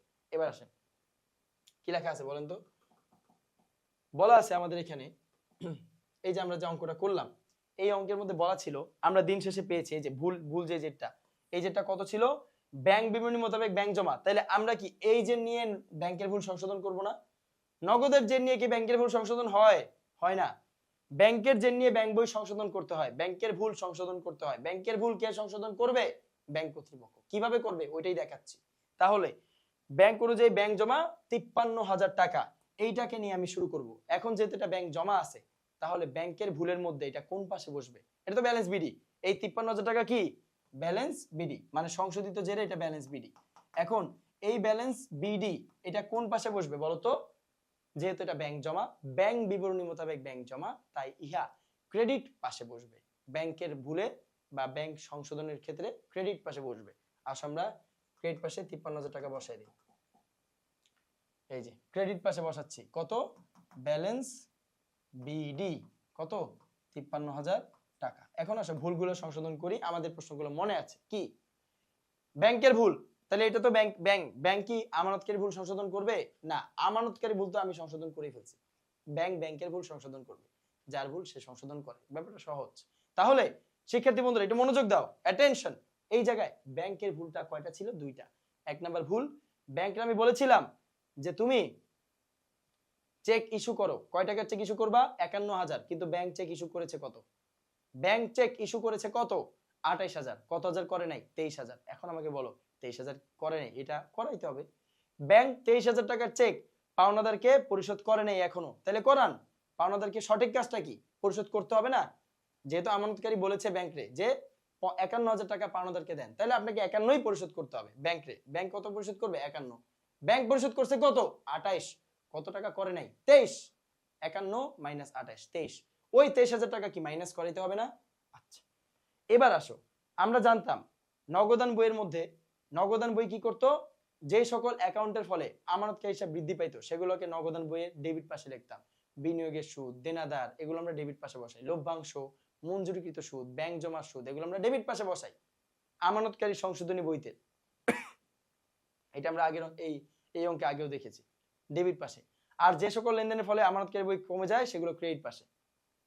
কিন্তু এটা তো আমানতকারী দৃষ্টিকোণ থেকে। আমি এখন অঙ্ক করছি কার দৃষ্টিকোণ থেকে শিক্ষার্থী বন্ধুরা?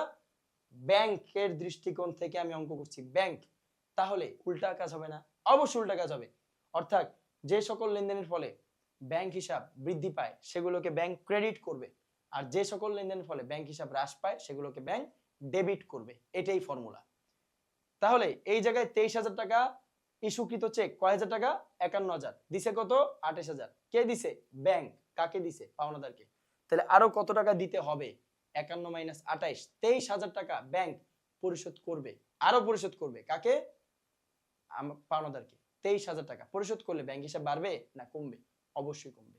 তাহলে কমলে ডেবিট পাশে, যদি কমে যায়, যদি অ্যাকাউন্টটা কমে যায় ব্যাংক থেকে, তাহলে ব্যাংক এটাকে ডেবিট করবে। ব্যাংক ডেবিট করবে, ব্যাংকের দৃষ্টিকোণ আর নগদান বইয়ের দৃষ্টিকোণ পুরোপুরি অপোজিট। তাহলে ইস্যুকৃত চেক লিখে কয় টাকা দিবা? 23,000। কোত্থেকে আসলো? কোত্থেকে আসলো শিক্ষার্থী বন্ধুরা? 58,000, সরি 51,000 ছিল এটা। কয় টাকা? এটা 51,000। আচ্ছা, 51,000 মাইনাস 28,000 টাকা, তাহলে কত টাকা লিখতে হবে? 23,000। এরপরে আসো, আরেকটা কোশ্চেন ছিল, দেনাদার চেক জমা, মানে দেনাদার কর্তৃক চেক জমা পেয়ে বা নগদান বই বা আমানতকারী ব্যাংকে চেক জমা দিয়েছে। কয় টাকা চেক জমা দিয়েছে? ব্যাংকে চেক জমা দিয়েছে কয় টাকার? দেনাদার ব্যাংকে কয় টাকা চেক জমা দিয়েছে, বা আমানতকারী ব্যাংকে চেক জমা দিয়েছে কয় টাকার? 48,000 টাকার।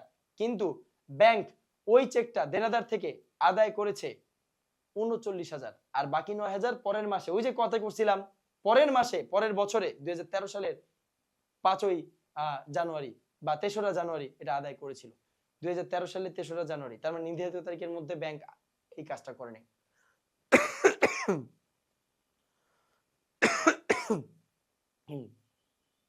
তার মানে ব্যাংক এই কাজটা নির্ধারিত তারিখের মধ্যে করে নাই, তাহলে এই তারা কি প্রতীয়মান হয়? ব্যাংক কাজটা করে নাই। কয় হাজার টাকার? ব্যাংক কয় হাজার টাকার কাজ করে নাই? ব্যাংক 9,000 টাকার কাজ করে নাই। কাজ করেনি মানে ব্যাংকে বলা হয়েছে 48,000 টাকা বাড়াইতে, ব্যাংক বাড়াইছে 39,000, এখনো 9,000 টাকা আদায় করে নাই। তাহলে আদায় করান। আদায় করে নাই, আদায় করান। ব্যাংকের উচিত ছিল কি? আমানতকারীর নির্দেশ মানা। আমানতকারীর যে গাইডলাইন ছিল যে আপনি 48,000 টাকা আদায় করবেন, সেটা মানা উচিত ছিল, কিন্তু ব্যাংক সেটা মানে নাই। তাহলে 9,000 টাকা ব্যাংকে আরো আদায় করতে হবে। কার থেকে? দেনাদার থেকে। 9,000 টাকা যদি ব্যাংক আদায় করে, তাহলে আমানতকারীর যে হিসাবটা ব্যাংকে রয়েছে সেটা কি কমবে? ব্যাংক তো 39,000 অলরেডি আদায় করেছে, যদি আরো 9,000 আদায় করতো, আরো করে, যদি আরো 9,000 আদায় করে, তাহলে নিশ্চয়ই আমানতকারীর হিসাব যেটা ব্যাংকে রয়েছে সেটা বাড়বে। আর আমানতকারীর হিসাব যদি বৃদ্ধি পায়, তাহলে ব্যাংক তো ওটাকে ডেবিট করে না, ওটাকে ক্রেডিট করে। ক্রেডিট উল্টা তার কি, মানে আমানতকারীর দৃষ্টিকোণ আর ব্যাংকের দৃষ্টিকোণ অপোজিট। তাহলে এখানে আপনি কি লিখবেন? লিখবেন জমাকৃত চেক আদায়। জমাকৃত চেক আদায়, ব্যাংকের দ্বারা আদায় বা আদায় লিখলেও হবে, সমস্যা নাই। কয় হাজার টাকা আদায়? 9,000। এটা তো দেওয়াই ছিল যে 9,000 টাকা কাজ হয় নাই, তাহলে কাজটা হওয়ান। আমরা জানি ভুল কোনটা, যেটার কাজ হয় নাই। 9,000 টাকার কাজ পরের বছর হয়েছিল, তার মানে হয় নাই। নির্ধারিত তারিখের মধ্যে, নির্ধারিত তারিখ যেই মাসের অঙ্ক করছেন ওই মাসের মধ্যে কাজ না হওয়া মানে কাজ হয় নাই। সুতরাং আপনার ক্রেডিট পাশে টাকাটা কত হলো? 53 আর 9 62,000। কত হাজার? 62,000। আর ডেবিট পাশেও আপনি কি লিখবেন? ওই যে টিচকের মতো 62,000ই লিখবেন। কিন্তু এই পাশে কি আসলে 62,000 আছে? আপনি নিজে আমারে কোন, আপনি নিজে আমারে বলেন তো, এই পাশে কি 62,000 টাকা আছে? নাই। তাহলে আপনি 62,000 টাকা বসাইতে হবে। 62 নাই, 23 আছে। তাহলে কত নাই? আমাকে উত্তর দেন না, কত নাই? 62 এনে 23 আছে, তাহলে 62 হইতে আরো কত টাকা লাগে? 62 মাইনাস 23 কত লাগে? 3,000 বাদ দেন, 59। আরো 2,000, আরো 20,000 টাকা বাদ দেন, 39। অর্থাৎ 39,000 টাকা গ্যাপ। কয় হাজার টাকা গ্যাপ? 39। তার মানে এইটাই হচ্ছে সংশোধিত গ্যাপ, এইটাই সংশোধিত জের। তাহলে ব্যাংক নগদ বই মোতাবেক ব্যাংক জমা কত পাইছিলাম বলেন তো? নগদ বই মোতাবেক ব্যাংক জমার সংশোধিত জের কত ছিল? উত্তর দেন। নগদ বই মোতাবেক ব্যাংক জমার সংশোধিত জের কত ছিল? শিক্ষার্থী বন্ধুরা এই দেখেন, এই দেখেন, এই দেখেন, নগদ বই মোতাবেক ব্যাংক জমা সংশোধিত জের কত ছিল? 39,000 টাকা। নগদ বই মোতাবেক ব্যাংক জমার সংশোধিত জের 39,000 টাকা। আমরা জানি দুইটা জের মিলতে হবে। এত কাহিনী, এত অ্যানালিসিস করে আমি কি করলাম? দুইটা জের মিলাইলাম। প্রুফ। নগদান বই মোতাবেক ব্যাংক জমার সংশোধিত জের 39। দেখেন ব্যালেন্স শিটও কত? 39। ব্যাংকের ভুল। তাহলে ব্যালেন্স শিটের নাম কি? ব্যাংক বই মোতাবেক ব্যাংক জমার সংশোধিত জের কত? 39। 39,000 ইজ ইকুয়ালস টু 39,000। তার মানে দুইটা জের। নগদান বই মোতাবেক ব্যাংক জমার সংশোধিত জের, ব্যাংক বই মোতাবেক ব্যাংক জমার সংশোধিত জের, both should be equal. Equal হইতে হবে, ব্যালেন্স হইতে হবে, নাইলে আপনার ম্যাথ কাটা, নাম্বার পাবেন না, কম পাবেন অথবা পাবেন না, যদি ভুলের মাত্রা বেশি হয় আর কি। তাহলে 39,000 হয়েছে, এটা আমরা প্রমাণ করলাম। এটা কিন্তু আমরা চাই নাই। ক খ গ, গতে কিন্তু এটা চাই নাই, জাস্ট আমি এটা প্রমাণ করলাম যে আমি যে অঙ্কটা এখানে করেছিলাম, যে অঙ্কটা এখানে করেছিলাম আপনারা দেখেন, যে অঙ্কটা করেছি ব্যাংক বিবরণী মোতাবেক ব্যাংক জমার যে উদ্ধৃতটা আমরা করেছিলাম ব্যাংকে ফলো কইরা, ওইখানে আসছিল কত? 53,000 টাকা। কত আসছিল বলেন? কত আসছে? 53,000 টাকা। তাহলে এই জায়গার মধ্যে যে 53,000 আসছে এটা আসলে ভুল উদ্ধৃত ছিল। সঠিকটা কোনটা? 39। কারণ নগদ বই অনুযায়ী সংশোধিত জের 39। আমাকেও ব্যাংকের ভুলগুলোকে শুধরালে আমিও কত পাবো? 39। ব্যালেন্স সিডি 39 মানে ব্যাংক বিবরণীর সংশোধিত জের বা সংশোধিত ব্যাংক বিবরণীর ব্যাংক জমা 39,000। এই হচ্ছে আমার আমানতকারী সংশোধিত জের। এর বাইরে ভাই কিচ্ছু নাই। এটাই, এটাই ম্যাথ। আসেন এরপরের ম্যাথটা আমি একটু ফোকাস করি। আসেন এই যে পরের ম্যাথটা, ফকির ট্রেডার্স, মানে নাম ফকির ট্রেডার্স, আসলে সে ফকির নাও হইতে পারে, এটা আলাদা বিষয়। এখানে তার নাম ফকির, তো অনেকের বংশের নাম আছে ফকির। তো এখানে ফকির ট্রেডার্স, কিন্তু তার টাকা কিন্তু অনেক। দেখেন লেখা আছে 2012 সাল 31শে মার্চ। আবারও কিন্তু এই দেখেন 31শে মার্চ, তার মানে মার্চ মাসের অঙ্ক করছেন। যদি এপ্রিল মাসে কোনো কাজ হয় তার মানে কাজ হয়নি। যদি অন্য কোনো তারিখে কাজ হয়, 1 মার্চ থেকে 31শে মার্চ পর্যন্ত যদি কোনো কাজ না হয়, তার মানে আসলে কাজটা হয়নি। এটা আপনাকে বুঝতে হবে। নগদান বই মোতাবেক ব্যাংক জমা দিতে, এই তো এবার লাইনে আসছেন। বলা ছিল কি নগদান বই মোতাবেক ব্যাংক জমা হইলে আমানতকারীর সংশোধিত যে জের বাইর করেন ওইখানে ব্যালেন্স বিডি ডেবিট পাশে দিবেন, আর নগদান বই মোতাবেক ব্যাংক জমা অতিরিক্ত হইলে ক্রেডিট পাশে দিবেন, ব্যালেন্স বিডিটা ক্রেডিট পাশে দিবেন। তার মানে এই যে এটা কিন্তু ব্যাংক জমা অতিরিক্ত মানে ব্যাংক ওডি বা ব্যাংক ওভারড্রাফট, এই ব্যাংক জমা অতিরিক্ত কি ডেবিট পাশে দিমু না ক্রেডিট পাশে দিমু? এটা ডেবিট পাশে দিমু না ক্রেডিট পাশে দিমু? এটা ডেবিট পাশে দিলে হবে না, এটা দিতে হবে কোন পাশে? ক্রেডিট পাশে। ডেবিট পাশে দিতাম, যেমন আগের অঙ্কে আমরা ব্যালেন্স বিডি কোন পাশে দিছি? কোন পাশে ব্যালেন্স বিডি দিছি বলেন?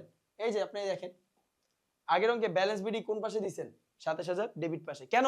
কারণ আগের অঙ্কে আমার এনে কি বলা ছিল? আমার এনে বলা ছিল নগদান বই মোতাবেক ব্যাংক জমা। এটা কি? এটার নাম কি? ব্যাংক জমা। ব্যাংক জমা কি জমা? ব্যাংক জমা। তো ব্যাংক জমা কত? ২৭,০০০। এই জন্য আমি ডেবিট পাশে দিছি। এই যে ডেবিট পাশে, ডেবিট পাশে কত? ২৭,০০০। কিন্তু এই অঙ্কে আমার কাছে স্পষ্ট বাংলা ভাষা লিখে দিছে ৭০,০০০ টাকা ব্যাংক জমা অতিরিক্ত। তাহলে ব্যাংক জমা অতিরিক্ত আমি কোন পাশে দিমু বলেন? কোন পাশে দিব? এই যে এই দেখেন ৭০,০০০ টাকা ব্যালেন্স বিডি, ব্যালেন্স বিডি নগদান বই মোতাবেক ব্যাংক জমা অতিরিক্ত। আমি আগেও বলেছি নগদান বই মোতাবেক ব্যাংক জমা আর নগদান বই মোতাবেক ব্যাংক জমা অতিরিক্ত, এই দুটো যে নিয়ে আমানতকারীর ভুলকে সংশোধন করা যায়। একদম মাথায় মুখস্থ রাখেন, একদম মেমোরিতে সেভ করে রাখেন, সেভ করে রাখেন। আমানতকারীর বা নগদান বই অনুযায়ী ব্যাংক জমা, নগদান বই অনুযায়ী ব্যাংক জমা অতিরিক্ত, এই দুটো জের বাইরে আর কোনো জের নিয়ে আমানতকারী সংশোধন হয় না। আর যদি নগদান বই মোতাবেক ব্যাংক জমা থাকে তাহলে তা বসবে ডেবিট পাশে, ব্যালেন্স বিডিটা, ব্যালেন্স বিডি কোন পাশে? ডেবিট পাশে। আর যদি বলে না নগদান বই মোতাবেক ব্যাংক জমা অতিরিক্ত এই অঙ্কের মতো, তাইলে হবে ক্রেডিট পাশে। এই যে এটা ক্রেডিট পাশ, ক্রেডিট পাশ কত বসবে? ৭০,০০০ টাকা বসলো। এবার আমরা বলেন ভাইয়া আর ওই রুলসটা কোন রুলসটা? ওই যে ব্যাংক হিসাব বৃদ্ধি পাইলে আমানতকারী ডেবিট করে, ব্যাংক হিসাব হ্রাস পেলে আমানতকারী ক্রেডিট করে, এটা কি চেঞ্জ হয়ে গেছে নাকি? আবার ব্যাংক জমা অতিরিক্তের জন্য এই রুলস কি চেঞ্জ হয়ে গেছে? ভুলেও না, জীবনেও না। জাস্ট ব্যাংক জমা অতিরিক্তের বিষয়টা এই রকম, ডেবিট বা ক্রেডিট। কিন্তু আগে যা জানছেন, আগে যা আমি শিখাইছি, আগে যা আমি পড়াইছি আপনাদেরকে, ব্যাংক জমা বললে মানে ব্যাংক হিসাব যদি বাড়ে এমন কোন লেনদেন যা নগদান বইয়ের ভুল হয়েছে, অফকোর্স নগদান বই, এখানে যা যা নগদান বইয়ের আমি সলিউশন করছি, সেই সলিউশন গুলো করছি, এগুলো কার ভুল? ব্যাংকের ভুল। নগদান বইয়ের আমানতকারীর সংশোধনী জের, এটার নাম কি? এই অঙ্কের নাম কি? আমানত, আমানতকারীর, আমানতকারী কি জের? সংশোধনী, আমানতকারী সংশোধনী জের। তাহলে এই যে আমানতকারী যে সংশোধনী জের, এই আমানতকারী সংশোধনী জের এটাকে বলা হয় নগদান বই। নগদান বইয়ের সংশোধিত সঠিক জের বা নগদান বইয়ের সঠিক জের, এটা পরীক্ষা বলে দিবে যে নগদান বইয়ের সঠিক জের নির্ণয় করো, তার মানে আমানতকারী সংশোধন নির্ণয় করো, এটাই বলছে। তাইলে নগদান বইয়ের সংশোধনী জেরের মধ্যে কি নির্ণয় করা হবে এর বলো তো? বলো। এই জায়গার মধ্যে আমরা কি দেখি? যে সকল ভুলের ফলে আমানতকারী, যে সকল ভুলের সংশোধন করলে আমানতকারী হিসাব ব্যাংকে বৃদ্ধি পায় সেগুলোকে ডেবিট, আর ব্যাংকে হ্রাস পেলে সেগুলো ক্রেডিট। ওই রুলস তো সেম, ওই রুলস, ওই যে নিয়মাবলী আমি বলছিলাম, যে নীতি, ওইটা ঠিক আছে, ওইটা সেমই আছে। আসলে একটু খেয়াল করি এই অঙ্কের মধ্যে কি কইছে। এই অঙ্কের মধ্যে কইছে যে ১ নাম্বার ইস্যুকৃত চেকের উপস্থাপিত হয় নাই এমন টাকা পরিমাণ নির্ণয় করো। তাহলে ইস্যুকৃত চেক মানে কি? প্রদেয় হিসাব, অর্থাৎ প্রদেয় হিসাবকে যে টাকাটা ইস্যু করা হয়েছে ওই চেক ব্যাংক কর্তৃক পরিশোধ করা হয় নাই বা ব্যাংকে উপস্থাপিত হয় নাই এমন টাকার পরিমাণ নির্ণয় করতে বলছে। আসো দেখি কই আছে। বলছে ১ নাম্বার বলে নাই, ২ নাম্বার বলে নাই, ৩, ৪, এই যে ৬ নাম্বার, এই যে দেখো ৬ নাম্বারে বলছে, পড়ো তো, তোমরাই পড়ো। ৫৪,০০০ টাকার ৩টা চেক সরবরাহকারীগণকে, সরবরাহকারীগণ কারা বলো? এই সরবরাহকারীগণ মানে পাওনাদার। এই সরবরাহকারীগণ মানে কি? পাওনাদার, অর্থাৎ যারা চেকটা নিয়ে গেছে ব্যাংকে তারা পাওনাদার গণকে। এই সরবরাহকারীগণ মানে হচ্ছে প্রদেয় হিসাব বা পাওনাদার গণকে ইস্যু করা হয়েছিল কত? ৫৪,০০০ টাকার কয়টা check? ৩ piece check, ৩ piece check. এর মধ্যে ৪৬,০০০ টাকার দুখানি চেক, এটা চেক, ৪৬,০০০ টাকার দুখানি চেক পরিশোধিত হয়েছে। পরিশোধ করা হয়েছে কত? ৪৬,০০০। ইস্যু করা হয়েছে কত? ৫৪,০০০। ক নাম্বার প্রশ্ন কি? কত টাকা পরিশোধ করা হয় নাই? 8,000, একদম সিম্পল 8,000 টাকা, কারণ 54,000 টাকা ইস্যু করা হয়েছে। দেখেন এই যে 54,000 টাকা ইস্যু করা হয়েছে, আর ব্যাংক পরিশোধ করছে কত 46,000, তাহলে রেজাল্ট কত at the end of the month, result কত 8,000 টাকা। 8,000 টাকা এটা আমার রেজাল্ট। অর্থাৎ চেক ইস্যু করা হয়েছে কিন্তু ব্যাংক কর্তৃক পরিশোধ করা হয় নাই, অথবা চেক ইস্যু করা হয়েছে কিন্তু ব্যাংকে উপস্থাপিত হয় নাই। এমন অ্যামাউন্ট কত টাকা, কত টাকার অ্যামাউন্ট, এটা 8,000। আসো কেমনে সলভ হয়েছে দেখি। এই যে সিম্পল কি বলছে, ইস্যুকৃত মোট চেক, মোট চেক 54,000 টাকা, এই যে 54,000 টাকা। আর এর মধ্যে ব্যাংকে উপস্থাপিত চেক, আচ্ছা ব্যাংকে উপস্থাপিত চেক মানে ব্যাংকে পরিশোধিত চেক, ব্যাংক কর্তৃক পরিশোধিত চেক মানে ব্যাংকে উপস্থাপিত চেক। ব্যাংক কর্তৃক পরিশোধিত চেক কত 46,000 টাকা, তাহলে মাইনাস করলে আমি পাচ্ছি কত 8,000 টাকা। এটা ব্যাংক কর্তৃক পরিশোধিত হয় নাই, এটা হচ্ছে আউটস্ট্যান্ডিং রেশিও, বকেয়া চেক 8,000, 8,000 টাকা অপরিশোধিত, আউটস্ট্যান্ডিং মানে অপরিশোধিত। ব্যাংক রিকনসিলিয়েশন স্টেটমেন্টে আউটস্ট্যান্ডিং বকেয়া এটা একই কথা, অপরিশোধিত একই কথা, 8,000 টাকা হয়নি। ক নাম্বার একদম সিম্পল না? তাহলে আসো আমরা ব্যাংক সমন্বয় বিবরণীর এবার খ নাম্বারটা শেষ করি। এই যে খ নাম্বারে কি বলছে আমরা বলো তো, খ নাম্বারে বলছে নগদান বইয়ের সংশোধিত বা সঠিক যে নির্ণয় করো। তার মানে নগদান বইয়ের সঠিক যে মানে কার বই, আমানতকারীর বই। দেখো লেখা আছে সংশোধিত নগদান বই তৈরির মাধ্যমে সঠিক ব্যাংক যে নির্ণয় করো বা ব্যাংক উদ্ধৃত বা ব্যাংক ব্যালেন্স নির্ণয় করো। তাহলে সঠিক বা সংশোধিত মানে নগদান বইয়ের সঠিক মানে কি, নগদান বইয়ের সংশোধিত মানে কি, আমানতকারীর ভুল। আমানতকারীর ভুলকে সংশোধন করি আসো। তাহলে বলতো কোন ভুলগুলো আমানতকারীর হয়েছে। এক নাম্বার বলছে 38,000 টাকার চেক ব্যাংকে জমা দিছি, 5টা চেক 38,000 টাকা আর 32,000 টাকার একটা প্রাপ্য বিল। তাহলে প্রাপ্য বিল আর প্রাপ্য চেক যদি ব্যাংকে জমা দেই তাহলে এটা আদায় করলে ব্যাংক হিসাব বেড়ে যায়, অর্থাৎ আমানতকারী ব্যাংক হিসাব বৃদ্ধি পায়। না আদায় করলে স্থির থাকে, কিছুই হয় না। কিন্তু তখন আর কি মাইনাসের কাজ করতো, এটা আমরা পরে দেখবো। দেখো তো ব্যাংক কি করছে, এইটা মার্চ মাসের মধ্যে ব্যাংকে জমা দেওয়া হয় কিন্তু ব্যাংকটা আদায় করেছে এপ্রিল মাসে। আচ্ছা বলো তো শিক্ষার্থী বন্ধুরা, আমরা অঙ্ক করছি মার্চ মাসের, ব্যাংক এই যে 38,000 টাকার প্রাপ্য চেক, 32,000 টাকার প্রাপ্য বিল, এটা ব্যাংক আদায় করছে, মানে মোট কত হয়েছে 70,000, 38 প্লাস 32, এই দুইটার ফলেই আমানতকারীর হিসাবটা বৃদ্ধি পায়। এই দুইটা ব্যাংক আদায় করেছে তো করেছে, কবে করেছে, করেছে পরের মাসে। তার মানে ব্যাংক পরের মাসে কাজ করছে, মার্চ মাসে কাজ করে নাই। তার মানে ভুলটা কার, ব্যাংকের। অর্থাৎ এই যে এক নাম্বার ভুলটা এটা ব্যাংক কর্তৃপক্ষের ভুল, কারণ সে নির্ধারিত তারিখের মধ্যে মানে 1 মার্চ 2012 থেকে 31 মার্চ 2012 পর্যন্ত সে কাজটি করতে পারে নাই, এর মানে ব্যাংক কাজ করে নাই, ব্যাংকের কাজ হয় নাই, ব্যাংকের ভুল। এবার আসো 2 নাম্বার, 18,000 টাকার চেক ব্যাংক একখানা প্রাপ্য বিল 16,000 টাকায় ব্যাংক বার্তা করা হয় কিন্তু নগদান বই পূর্ণ মূল্যে লিখছে, এটা কিন্তু নগদান বইয়ের ভুল, এটা আসবে। এটা কার ভুল, নগদান বইয়ের। কেমনে বুঝলাম, কারণ ব্যাংকে 18,000 টাকার প্রাপ্য বিল জমা দেওয়া হয়েছে, প্রাপ্য নোট বা প্রাপ্য হুন্ডি একই কথা। 18,000 টাকার প্রাপ্য নোট জমা দেওয়া হয়েছে কোথায়, ব্যাংকে। এখন ব্যাংকে জমা দেওয়ার পরে ব্যাংক আদায় করছে কত 16,800, অর্থাৎ 18,000 টাকার মধ্যে 16,800 টাকা ব্যাংক কর্তৃপক্ষ আদায় করছে। তাহলে আদায় করে নাই কত 1200 টাকা। ওই যে 1200 টাকা আদায় করে নাই ওইটারে বলা হয় ডিসকাউন্ট, ওইটাকে বলা হয় বাট্টা বা ছাড়। তাইলে ব্যাংক নগদান বাট্টা পরিশোধ করেছে 1200 টাকা, এই যে 1200 টাকা যেটা ব্যাংক আদায় করে নাই। ব্যাংকের জমা দিছে 18,000 টাকার প্রাপ্য বিল, ব্যাংক আদায় করছে 16,800, তার মানে 1200 টাকা ডিসকাউন্ট দিছে। কিন্তু এই যে ডিসকাউন্ট দিছে এটা কি ভুল কাজ করছে, অবশ্যই কন্ডিশনস ছিল বা নির্ধারিত তারিখের মধ্যে প্রাপ্য বিল পরিশোধিত হয়েছে। এইজন্য যে আমি যে টাকা পাইতাম প্রাপ্য বিলের আমাকে কি করতে হবে, তাকে ডিসকাউন্ট দিতে হবে, এই জন্য ব্যাংক কর্তৃপক্ষ তাকে ডিসকাউন্ট দিছে। তার মানে ব্যাংকের ডিসকাউন্ট দেওয়া উচিত হয়েছে, ব্যাংকের তো সমস্যা নাই, নগদান বার্তা দেওয়া উচিত কাজ, এই জন্যই দিয়েছে। তাহলে ব্যাংক সঠিক কাজ করেছে, এই জায়গার মধ্যে ব্যাংক সঠিক। কে সঠিক, ব্যাংক সঠিক। তাহলে ভুলটাকে এই যে নগদান বই পূর্ণ মূল্যে লিখছে, আচ্ছা পূর্ণ মূল্য মানে কত 18,000, নগদান বই প্রাপ্য বিল যদি টাকা দেয় তাইলে প্রাপ্য বিলের ভাঙানো হইলে আমানতকারী হিসাব বেড়ে যায়, প্রাপ্য বিল প্রাপ্য হিসাব একই রকম।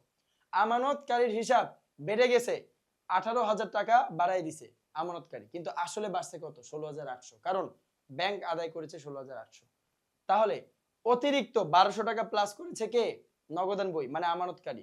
এখন 1200 টাকা মাইনাস করতে হবে না। আপনি ভাবেন আপনি যদি আমানতকারী হন, আপনি যদি ভুল 1200 টাকা ভুলভাবে যদি অতিরিক্ত বা অতিরঞ্জিত ভাবে প্লাস করে দেন, এখন 1200 টাকা কি করতে হবে, মাইনাস করতে হবে। কারণ আমরা জানি প্লাসে 1200 ভুল ভুল হয়েছিল, এখন আমানতকারী কি করবে মাইনাসে 1200, তাহলে ব্যালেন্স জিরো। অর্থাৎ প্লাসে মাইনাসে কাটাকাটি, আমার ভুলটাকে সংশোধন করার সর্বোত্তম উপায় এটা। তারপরে এটা এটা অবশ্যই আসবে, এটা কোথায় আসবে নগদান বইতে আসবে, মানে নগদান বইয়ের যে সংশোধিত যে সেখানে আসবে। তারপরে বলছে ব্যাংক কর্তৃপক্ষ 14,000 টাকা ব্যাংকে প্রদেয় বিল, ব্যাংক কর্তৃক 14,000 টাকার প্রদেয় বিল পরিশোধ করা হয়েছে, নগদানভুক্ত হয় নাই বা নগদান বইতে লেখা হয় নাই। তাহলে নগদান বইতে না লেখা মানে কি, এটাও আসবে। এবং প্রদেয় বিল মানে কি, টাকা চলে যাবে। অর্থাৎ নগদান বইতে না লেখা মানে ভুল কার, ব্যাংকের না, কার ভুল, নগদান বইয়ের ভুল। তাহলে এটাও আমরা সংশোধন করব, যেহেতু এটা নগদান বইয়ের ভুল, কারণ নগদানভুক্ত হয় নাই বা নগদান বইতে লিপিবদ্ধ হয় নাই, এই কথার মানে নগদান বইয়ের ভুল। তারপরে বলছে খরিদ্দারগণ, খরিদ্দার মানে কে, দেনাদার, খরিদ্দারগণ মানে কে, প্রাপ্য হিসাব, দেনাদার, বিক্রয় খতিয়ানের জের, অধমর্ণ সমার্থক শব্দ সব। খরিদ্দারগণ 20,000 টাকার চেক ব্যাংকে জমা দিয়েছে যা নগদান বৈধ হয় নাই, তাহলে নগদান বইতে লিপিবদ্ধ না হওয়া মানে কি, এটাও নগদান বইয়ের ভুল, আমানতকারী ভুল, সুতরাং এটাকেও শুধরাইতে হবে, এটাও আসবে। তারপরে আসেন কত কত 2 3 4 আসলো। 14,000 টাকার চেক ব্যাংকে আদায়ের জন্য ব্যাংকে জমা দেওয়া হয়েছিল, নগদানভুক্ত হয়নি, এটাও আসবে। তাহলে 14,000 টাকার চেক ব্যাংকে জমা দেওয়া হয়েছে আদায়ের জন্য, কিন্তু ব্যাংক কর্তৃক আদায়ও হয়েছে, 14,000 টাকার চেক ব্যাংক আদায় করেছে কিন্তু নগদানভুক্ত হয় নাই, কি ভুক্ত হয় নাই, নগদানভুক্ত হয়নি। আচ্ছা, তাহলে ব্যাংকে জমা দেওয়া হয়েছে 14,000 টাকা, কিন্তু ব্যাংক কর্তৃক সেটা আদায় হয়েছে এবং নগদানভুক্ত হয়নি। যেহেতু ব্যাংক কর্তৃক আদায় হয়েছে নগদানভুক্ত হয়নি, তাহলে ভুলটা কার, নগদান বইয়ের ভুল অফকোর্স, তাহলে এটাকেও সংশোধন করতে হইবে, এটাও সংশোধন হবে। তাহলে 5 নাম্বারটাও আসবে, এটা আমানতকারী যেখানে আমরা সংশোধন দেই সেখানে আমরা এটাকে সংশোধন করাবো। 54,000 টাকার 3টা চেক সরবরাহকারীগণ, আবারও সরবরাহকারীগণ মানে কে, পাওনাদার, সরবরাহকারীগণ মানে পাওনাদার, ইস্যু করা হয়েছিল যার মধ্যে 46,000 টাকার চেক পরিশোধ হয়েছে, তাহলে এটা কার ভুল, আমি ব্যাংকে বলছি আপনি 54,000 টাকা পরিধেয় হিসাবকে পরিশোধ করবেন, ব্যাংক পরিশোধ করছে 46, তাহলে ভুলটা কার, ব্যাংক, কার ভুল, ব্যাংকের। ব্যাংকের ভুল কি আমানতকারী বইতে সংশোধন করা যায়, যায় না, তাহলে এটা বাদ, এটা আমানতকারী বইতে আসবে না। অর্থাৎ খ নাম্বারে যে চাইছে যে নগদান বইয়ের সংশোধন যে নির্ণয় করো, সেখানে এটা আসবে না, কারণ এটা ব্যাংকের ভুল। তারপরে এটা আসবে না, গেল, একও আসবে না, গেল। এবার আসো 7, ব্যাংক কর্তৃক সুদ ধার্য করেছে 1400, ব্যাংক কর্তৃক চার্জ ধার্য করেছে 1000, এই দুইটার মধ্যে একটাও নির্ধারিত তারিখ মানে 31শে মার্চ 2012 সাল এর মধ্যে নগদান বই কর্তৃক লিপিবদ্ধ হয় নাই। এই দেখো, নগদান বই কর্তৃক লিপিবদ্ধ হয় নাই, তাহলে নগদান বই কর্তৃক যদি লিপিবদ্ধ না হয়, এই যে লিপিবদ্ধ হয় নাই, তাহলে কার ভুল, এটাও নগদান বইয়ের ভুল, আমানতকারী ভুল, এটাকেও সংশোধন করতে হবে। আসো এটাকেও সংশোধন আমরা করব। তাহলে মোট কয়টা অ্যাকাউন্ট হলো, 7 5 4 3 2, মোট 5টা, মোট 5টা হিসাব আমরা সলভ করব। এর মধ্যে কোনটা আছে, একটার মধ্যে 2টা হিসাব আছে, এই যে 7 এর মধ্যে 2টা আছে, তার মানে 6টা, মোট 6টা হিসাব আমরা সলভ করব আমানতকারী বইতে। আসো সলভ করি। দেখো প্রথমেই বলছে যেমন, আসো আমরা একটু অ্যানালাইসিস করে নিই আগে, যে 18,000 টাকা প্রাপ্য বিল ব্যাংক কি করছে, ওই যে 1200 টাকা, ব্যাংক 1200 টাকা বেশি প্লাস করেছে, প্রাপ্য বিল আদায় করছে কিন্তু ব্যাংক 1200 টাকা বেশি প্লাস করেছে, 18,000 টাকাই প্লাস করে দিছে। আসলে ব্যাংক কর্তৃক আদায় হয়েছে 16,800, তাহলে ব্যাংক ঠিক কাজ করছে কিন্তু নগদান বই 1200 টাকা বেশি বাড়ায় দিছে, এখন 1200 টাকা কমাইতে হবে। তাহলে আমাকে বলো আমানতকারীর বইতে কোন পাশে কমাইতে হয়, কোন পাশে, ঠিক ক্রেডিট পাশে, কমাইতে হইলে ক্রেডিট পাশে।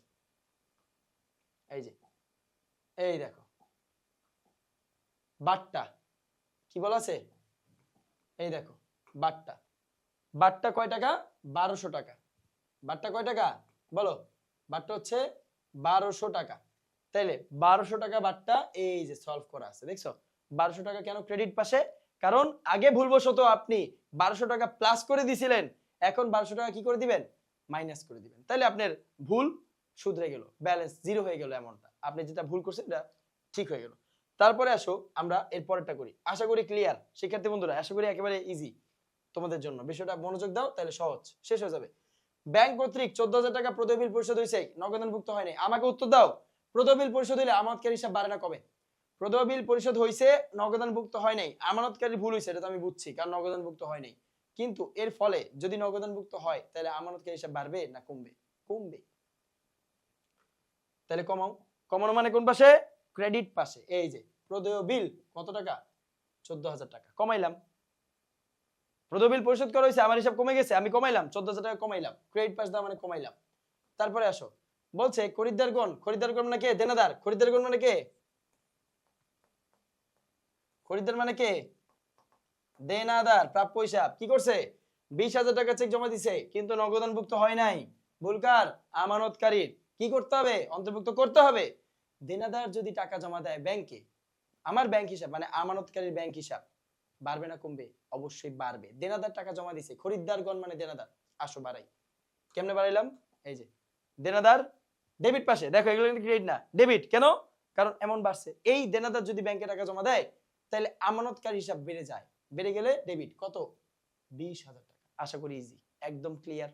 আসো তার পরেরটা করি। বলছে কি 14,000 টাকার চেক আদায়ের জন্য ব্যাংকে জমা দেওয়া হয়েছে কিন্তু লিপিবদ্ধ হয়নি। তাহলে এই যে 14,000 টাকার চেক, একই তো ভাই, একই তো কথা, খালি আগেরটা দেনাদার দিছিল, এখন নগদান বই বা আমানতকারী দিছে। আমানতকারী 14,000 টাকার চেক আদায় করার জন্য কার থেকে আদায় করবে? দেনাদার থেকে আদায় করার জন্য একটা চেক জমা দিয়েছে। 14,000 টাকার চেক জমা দিয়েছে কে? আমানতকারী। কিন্তু এবং ব্যাংক আদায় করেছে, কিন্তু না, ব্যাংক আদায় করেছে কিন্তু এইটা লেখে নাই কে? নগদান বই লেখে নাই। তাহলে ভুলটা নগদান বইয়ের। 14,000 টাকা যদি নগদান বই লিখতো, আদায়ের জন্য বলছে তাহলে প্লাস, আদায়ের জন্য বলে প্লাস, পরিশোধের জন্য বলে মাইনাস। তাহলে আদায়ের জন্য চেক জমা দিয়েছে, ব্যাংক থেকে আদায় হয়নি। যদি আদায় হইতো তাইলে কি? ব্যাংক আদায় করেছে, ব্যাংক আদায় করেছে, নগদানভুক্ত হয় নাই, তো ব্যাংক তো আদায় করেছে। তাইলে দেখো এই জায়গার মধ্যে বলা হয়েছে কি 14,000 টাকা আদায়ের জন্য। তো চেক আদায়ের জন্য কে জমা দেয়? পাওনা, এই আমানতকারী।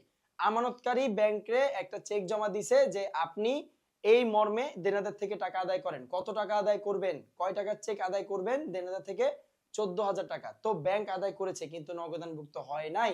তাহলে যদি নগদানভুক্ত না হয় এটা আমানতকারী ভুল, এবং আমানতকারীর সংশোধনী জেরের মধ্যে এটা সংশোধন করতে হবে। এখন আমাকে বলেন সংশোধনটা কি? আপনি নগদান বইয়ের মধ্যে 14,000 টাকা বাড়ান নাই, বাড়াবেন কেন? কারণ চেক আদায়, তো চেক আদায় করা মানে কি? আমানতকারী হিসাব বৃদ্ধি পাবে। চেক আদায় করলে আমানতকারী হিসাব কি হ্রাস পায়? না, বৃদ্ধি পায়। তাইলে আপনি কি করবেন? ডেবিট পাশে বসাবেন। কোথায়? আমানতকারীর বইয়ের সংশোধনী জেরে ডেবিট পাশে। কেন? কারণ যদি চেক বা আপনার এমন কোন লেনদেনের ফলে যদি আমানতকারী হিসাব বৃদ্ধি পায় তাহলে তার ডেবিট পাশে বসে। এই দেখেন, এই দেখেন নগদান লিখছেন, কি লেখা আছে? 14,000। নগদ কেন লেখা আছে? কারণ ওই যে চেকটা জমা দিছে কে? আমানতকারী। আপনি যদি দেনাদার লেখেন সমস্যা নাই, বাট চেকটা জমা দিল কে? আমানতকারী। তো আমানতকারীকে নগদানও বলা হয়, আমানতকারী বইয়ের নাম নগদান বই, একই কথা। তাহলে নগদান অথবা দেনাদার কয় টাকা? 14,000 টাকা। ডেবিটেই কেন? কারণ এর ফলে টাকাটা বৃদ্ধি পায়। লিখলে অর্থাৎ চেক আদায় করলে ব্যাংক যদি আমার দেনাদার থেকে টাকা আদায় করে তাহলে নগদান বইয়ে তার ডেবিট হবে, কারণ বাড়বে, বেড়ে যাবে, আমানতকারী বইটা বেড়ে যাবে, আমানতকারী হিসাবটা বেড়ে যাবে। আর আমানতকারী হিসাব বাড়লে আমানতকারী তার বইয়ের মধ্যে ডেবিট করে। ওকে শিক্ষার্থী বন্ধুরা, আশা করি একদম সহজ তোমাদের কাছে বিষয়গুলো। যেহেতু তোমরা মানে আমি যেহেতু বেসিক গুলো তোমাদেরকে বলতে পেরেছি, তোমরা যদি একটু মনোযোগ দাও তাহলে এই অঙ্ক কোনো বিষয় না, একদম ইজি। তাহলে এই জায়গার মধ্যে 6 নাম্বারটা তো আসবেই না, 6 নাম্বার আসবে না কেন? কারণ এটা ব্যাংকের ভুল, 6 নাম্বার বাদ। কারণ চেক পরিশোধ করতে বলছি, চেক পরিশোধ করে নাই, এটা ব্যাংকের ভুল, এটা তো আমানতকারী ভুল না। আমানতকারী কি চেক পরিশোধ করতে পারে? আমানতকারী চেকের পরিশোধ করার নির্দেশ দিতে পারে, গাইড দিতে পারে, গাইডলাইন দিতে পারে, ভাই আপনি এই চেকটা পরিশোধ করেন, ব্যাংকে বলতে পারে। কিন্তু আমানতকারী তো চেক ভাঙাইতে পারে না, চেক কাটাইতে পারে না, এটা ব্যাংকই করে। তাহলে ব্যাংক এটা করে নাই, এটা ব্যাংকের ভুল, এটা আসবে না, এটা আমানতকারী সংশোধনী বইতে আসবে না। লাস্টেরটা আসবে। তাহলে বলো আমাকে ধার্যকৃত সুদ, এরপরে ধার্যকৃত চার্জ, এই দুইটা, এই যে এখানে বলা আছে ধার্যকৃত সুদ মানে কি? এখানে কি বলছে? মঞ্জুরিকৃত সুদ। যদি বলে মঞ্জুরকৃত সুদ তাহলে আয়, যদি বলে ধার্যকৃত সুদ তাহলে ব্যয়। তার মানে মঞ্জুরকৃত সুদ হইলে আমানতকারীর আয়, এর ফলে আমানতকারী হিসাব বেড়ে যায়, তখন আমরা ডেবিট করতাম। আমানতকারী হিসাব বেড়ে গেলে আমানতকারী সংশোধনী জেরে আমরা ডেবিট করি। কিন্তু এটা কি আয়? না, এটা একটা স্পষ্ট ব্যয়, খরচ, স্পষ্ট ব্যয়, এটা একটা ব্যয়। ধার্যকৃত সুদ বললে এটা কি হবে? ধার্যকৃত সুদ বললে এটা কি হবে? ব্যয় হবে, খরচ হবে। কয় টাকা? 1400। তাইলে এর ফলে আমানতকারী হিসাব হ্রাস পায় না বৃদ্ধি পায়? অবশ্যই হ্রাস পায়। তাহলে এটা হবে ক্রেডিট, 1400 টাকা ক্রেডিট।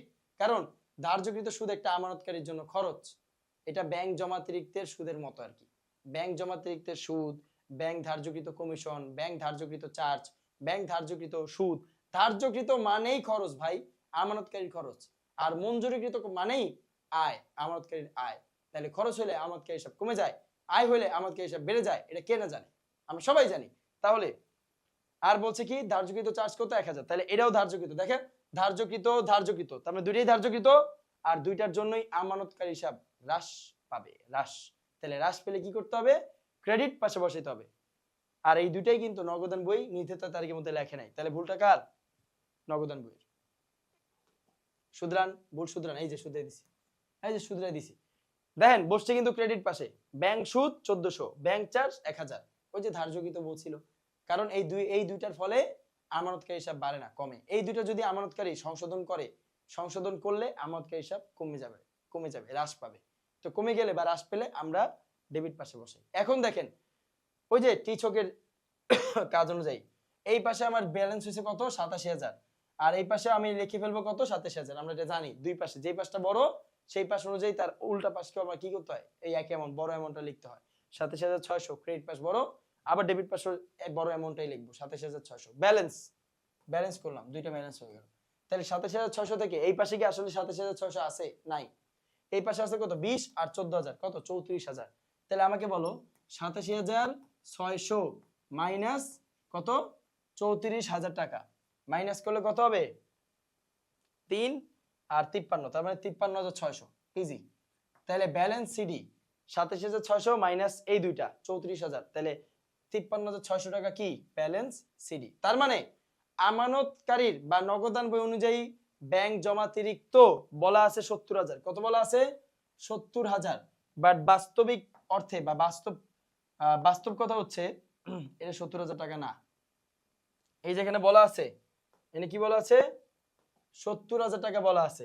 এই যে 70000 টাকা বলা আছে, কিন্তু আসলে ইহা 70000 টাকা নয়। ইহা কত?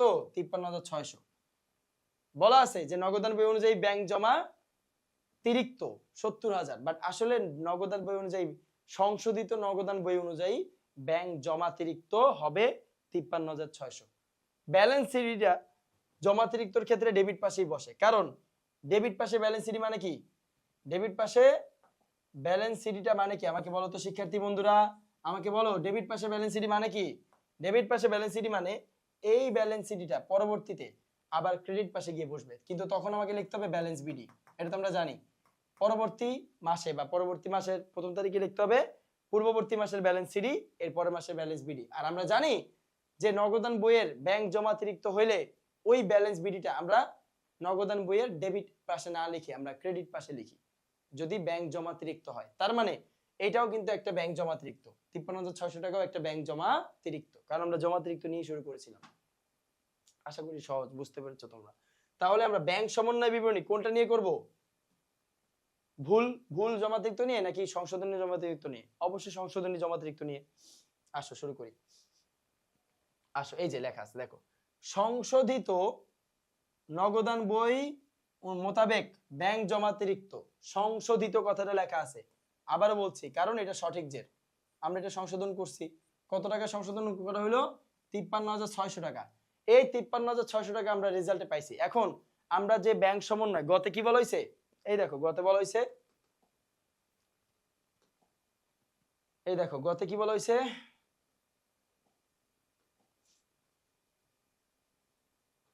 গত বলা হয়েছে যে ব্যাংক সমন্বয় বিবরণী তৈরির মাধ্যমে ব্যাংক উদ্ধৃত নির্ণয় করো। তাহলে আসো আমরা ব্যাংক উদ্ধৃত নির্ণয় করি। তো ব্যাংক উদ্ধৃত নির্ণয় করতে হলে আমাদের সংশোধিত যে নির্ণয় করতে হবে। তাহলে সংশোধিত নগদান বই অনুযায়ী ব্যাংক জমাতিরিক্ত 53600। তাহলে এখন এইখানে যে আমি ব্যাংক সমন্বয় বিবরণী তৈরি করব, এখানে কি আমি কাকে ফলো করব? আমাকে উত্তর দাও। কিভাবে করব? আমরা জানি ওই যে টেকনিক, আমাদের টেকনিক নগদান বই অনুযায়ী হোক না সংশোধিত, ভাই আমাদের টেকনিক ওইটাই। নগদান বই অনুযায়ী ব্যাংক জমাতিরিক্ত বললে আমরা নগদকে ফলো করি, শেষ। নগদান বই অনুযায়ী ব্যাংক জমা বললে আমরা ব্যাংককে ফলো করি। নগদান বই অনুযায়ী ব্যাংক জমাতিরিক্ত বললে আমরা নগদকেই ফলো করি। তাহলে এই অঙ্কে কাকে ফলো করব? নগদ। নগদ যা, ব্যাংক তা। নগদ মানে আমানতকারী যা করেছে ব্যাংক বইও তা করবে। তাহলে আসো এখানে কার ভুল সংশোধন হবে? মানে সংশোধন না, কার ভুলগুলো আসবে, সরি ফর দ্যাট, সংশোধন না, এইটা কোনো সংশোধন না স্যার। সংশোধন একটাই যে আমরা জাস্ট ব্যাংক সমন্বয় বিবরণী করছি একটা পক্ষকে ফলো করে একক জেনের মতো। নগদান বইকে ফলো করে আমরা জাস্ট ব্যাংক সমন্বয় বিবরণী করছি এখানে। সংশোধন না, সংশোধন আমি একটু পরে দেখাই দিব। যদি এটা বোর্ড প্রশ্নে চায় না, বাট চাইলে কেমনে করবেন সেটা দেখাই দিব। আমি একটু আগে যেটা দেখাইলাম ওই যে ব্যাংকের সংশোধন, ব্যাংক বইয়ের সংশোধন, সেটা আমি আবার দেখাবো এই অঙ্কে। টেনশন নাই, সহজ করে দিব। তাহলে নগদান বইকে ফলো করছেন, আর এখানে কার ভুলগুলো আসবে অবশ্যই, কারণ নগদান বইয়ের ভুল সংশোধন হয়ে গেছে, এখানে ভুল আসবে কার? ব্যাংকের ভুল। ব্যাংকের ভুল আসবে এখানে। এবার আসেন, ব্যাংকের ভুল কোথায় ছিল? এই যে একটা ব্যাংকের ভুল, এই যে দুইটা ব্যাংকের ভুল। 38,000 টাকার চেক, 32,000 টাকার চেক, তাহলে কত? 70,000। 70,000 টাকার প্রাপ্য চেক আর প্রাপ্য বিল ব্যাংকে জমা দেওয়া হয়েছে, কিন্তু ব্যাংক কর্তৃক আদায় হয় নাই। তাইলে আমাকে বলেন, আমার ডান হাত যদি ব্যাংক হয়, বা হাত যদি নগদ হয়, নগদান বই জানে যে 70,000 টাকার চেক বিল দুইটাই আদায় হয়েছে, তাই সে প্লাস করে দিছে। কিন্তু ব্যাংক তো আদায় করে নাই স্যার। আপনি এই অঙ্কে কারে ফলো করছিলেন? কারে ফলো করতেছেন এখানে বলেন? আপনি আমার উত্তর দেন। নগদ রে। তাহলে নগদ তো 70,000 টাকা বাড়াই দিছে, প্লাস করে দিছে। প্রাপ্য বিল, প্রাপ্য চেক প্লাস হয়, প্লাস করে দিছে। ব্যাংক কাকে ফলো করছে? নগদকে। সুতরাং যাকে ফলো করছে সে তো নড়বে না। সুতরাং আপনাকে নগদের বরাবর হইতে হইলে, নগদের বরাবর ব্যালেন্স হইতে হইলে আপনাকে বাড়াইতে হবে। তো বাড়াইতে হইলে কি হয়? বাড়ানো, উপরে উঠা মানে বাড়ানো, মানে প্লাস। তাহলে কয় টাকা? এই দেন 38 প্লাস 32। কত টাকা? 32 প্লাস 38, 70,000। 70,000 টাকা আমরা প্লাস করলাম। এই দেখেন, এটার নাম কি? ব্যাংকে জমাকৃত চেক ও বিল। জমাকৃত চেক ও বিল আদায় হয় নাই, 70,000 টাকা প্লাস। কেন প্লাস? আশা করি বুঝছেন।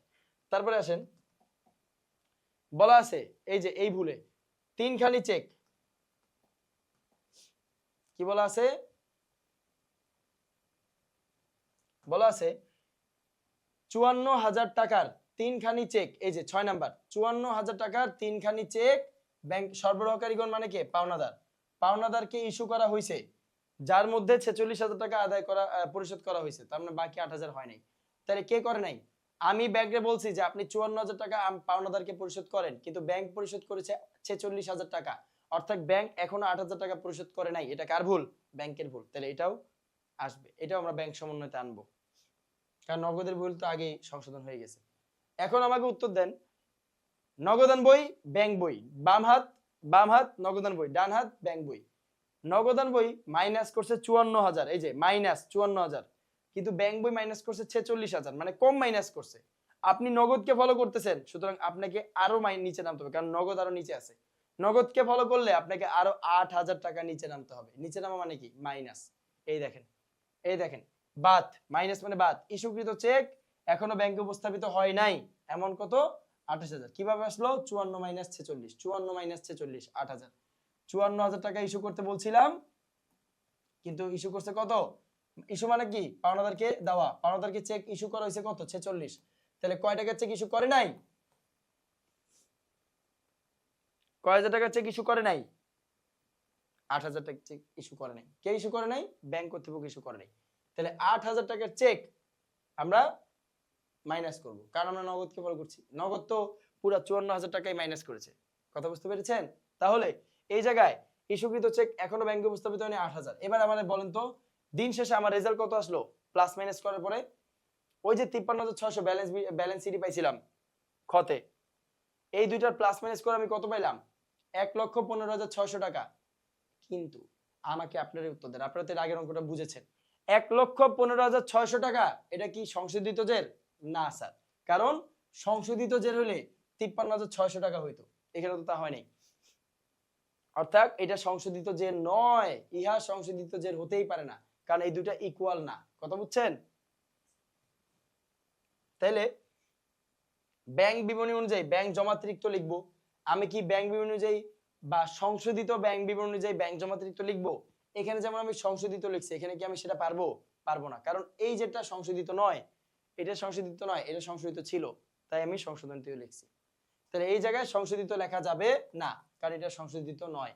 এখন আমরা যেহেতু নগদান বই মোতাবেক ব্যাংক জমাতিরিক্ত দিয়ে শুরু করছিলাম, তাই আমরা ব্যাংক বিবরণী মোতাবেক ব্যাংক জমাতিরিক্ত দিয়ে শেষ করছি। এটা হচ্ছে আমাদের কাজটাই এরকম। ব্যাংক বিবরণী অনুযায়ী ব্যাংক জমাতিরিক্ত দিয়ে শুরু করলে নগদ বই অনুযায়ী ব্যাংক জমাতিরিক্ত দিয়ে শেষ হয়, আবার নগদ বই অনুযায়ী ব্যাংক জমাতিরিক্ত দিয়ে শুরু করলে ব্যাংক বিবরণী অনুযায়ী ব্যাংক জমাতিরিক্ত দিয়ে শেষ হয়।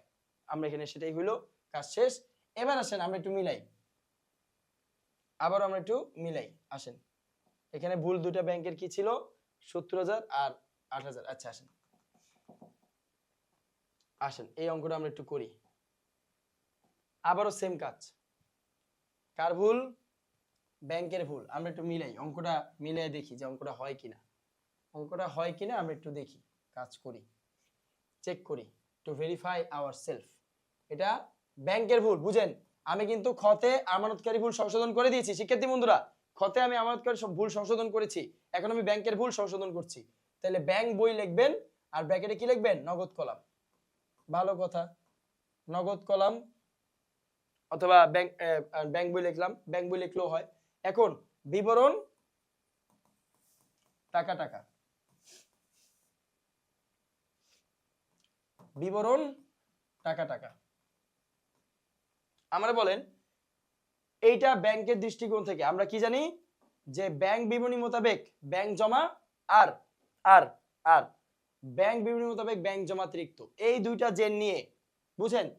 যদি বলা হয় ব্যাংক বিবরণী মোতাবেক ব্যাংক জমা আর যদি বলা হয় ব্যাংক বিবরণী মোতাবেক ব্যাংক জমাতিরিক্ত, এই দুটো জের নিয়ে আমাদেরকে ব্যাংকের ভুল শুধরাইতে হয়, এই দুইটা জের, আর অন্য কিছু না। কারণ এটা ব্যাংকের ভুল, এটা আমানতকারী ভুল নয়। আমানতকারী ভুল আমি খতে সলভ করেছি, এটা কার ভুল? ব্যাংকের ভুল, আমরা সলভ করেছি খতে। তাহলে এটা ব্যাংকের ভুল যদি শুধরাইতে হয় আমরা জানি আমার যদি বলা থাকে ব্যাংক বই মোতাবেক ব্যাংক জমা, তাহলে ব্যাংকের দৃষ্টিকোণ থেকে সেটা হয় ক্রেডিট। আর যদি বলে ব্যাংক বই মোতাবেক ব্যাংক জমাতিরিক্ত, এই যে বলেছে দেখো আমরা যে বের করলাম, কি বের করছি? ব্যাংক বই, এই দেখো বলা আছে, এই যে বলা আছে দেখো এখানে যে ব্যাংক বিবরণী মোতাবেক ব্যাংক জমাতিরিক্ত, এই যে ব্যাংক জমাতিরিক্ত, ব্যাংক বিবরণী মোতাবেক ব্যাংক জমাতিরিক্ত 1,15,600 টাকা, এটা জমাতিরিক্ত।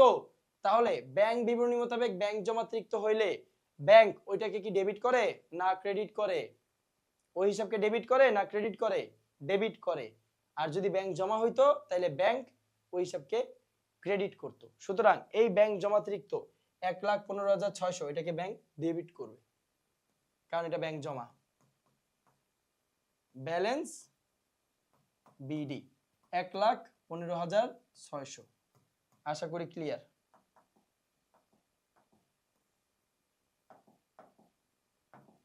আশা করি ক্লিয়ার। কত? 1,15,600 টাকা। তো দিলাম 1,15,600 টাকা দিলাম। এরপরে আমাদের আসেন দুইটা ব্যাংকের ভুল আছে, ব্যাংকের ভুল ব্যাংক সলভ করবে, দুইটা ভুল। এক নাম্বার ভুলের নাম 32,000 ও 38,000 টাকার দুটি চেক ইস্যু করা হয়েছে। কয় টাকা? 32 ও 38,000 টাকার দুটি চেক ইস্যু করা হয়েছে, কিন্তু ব্যাংক একটাও মানে ইস্যু না, দুটি চেক আদায়ের জন্য চেক জমা দেওয়া হয়েছে, সরি ইস্যু না, এটা আদায়। 38 প্লাস 32 একটা প্রাপ্য বিল একটা প্রাপ্য চেক ব্যাংকে জমা দেওয়া হলেও ব্যাংক কর্তৃক আদায় হয় নাই নির্ধারিত তারিখের মধ্যে। তাহলে আদায় করেন, আদায় করেন। যদি ব্যাংক এই দুটো আদায় করে, ব্যাংক যদি এই ভুলটাকে সংশোধন করে, তাহলে আমানতকারী হিসাব কি কমে যাবে না বৃদ্ধি পাবে? আমানতকারী হিসাব বৃদ্ধি পাবে না কমে যাবে? অবশ্যই বৃদ্ধি পাবে। তাহলে ব্যাংক আমানতকারী হিসাব যখন বৃদ্ধি পায় তখন ব্যাংক ওইটাকে ডেবিট করে না ক্রেডিট করে? অবশ্যই ক্রেডিট করে। এই যে 1 নাম্বার দিয়ে আপনি লিখবেন প্রাপ্য চেক ও বিল ব্যাংক কর্তৃক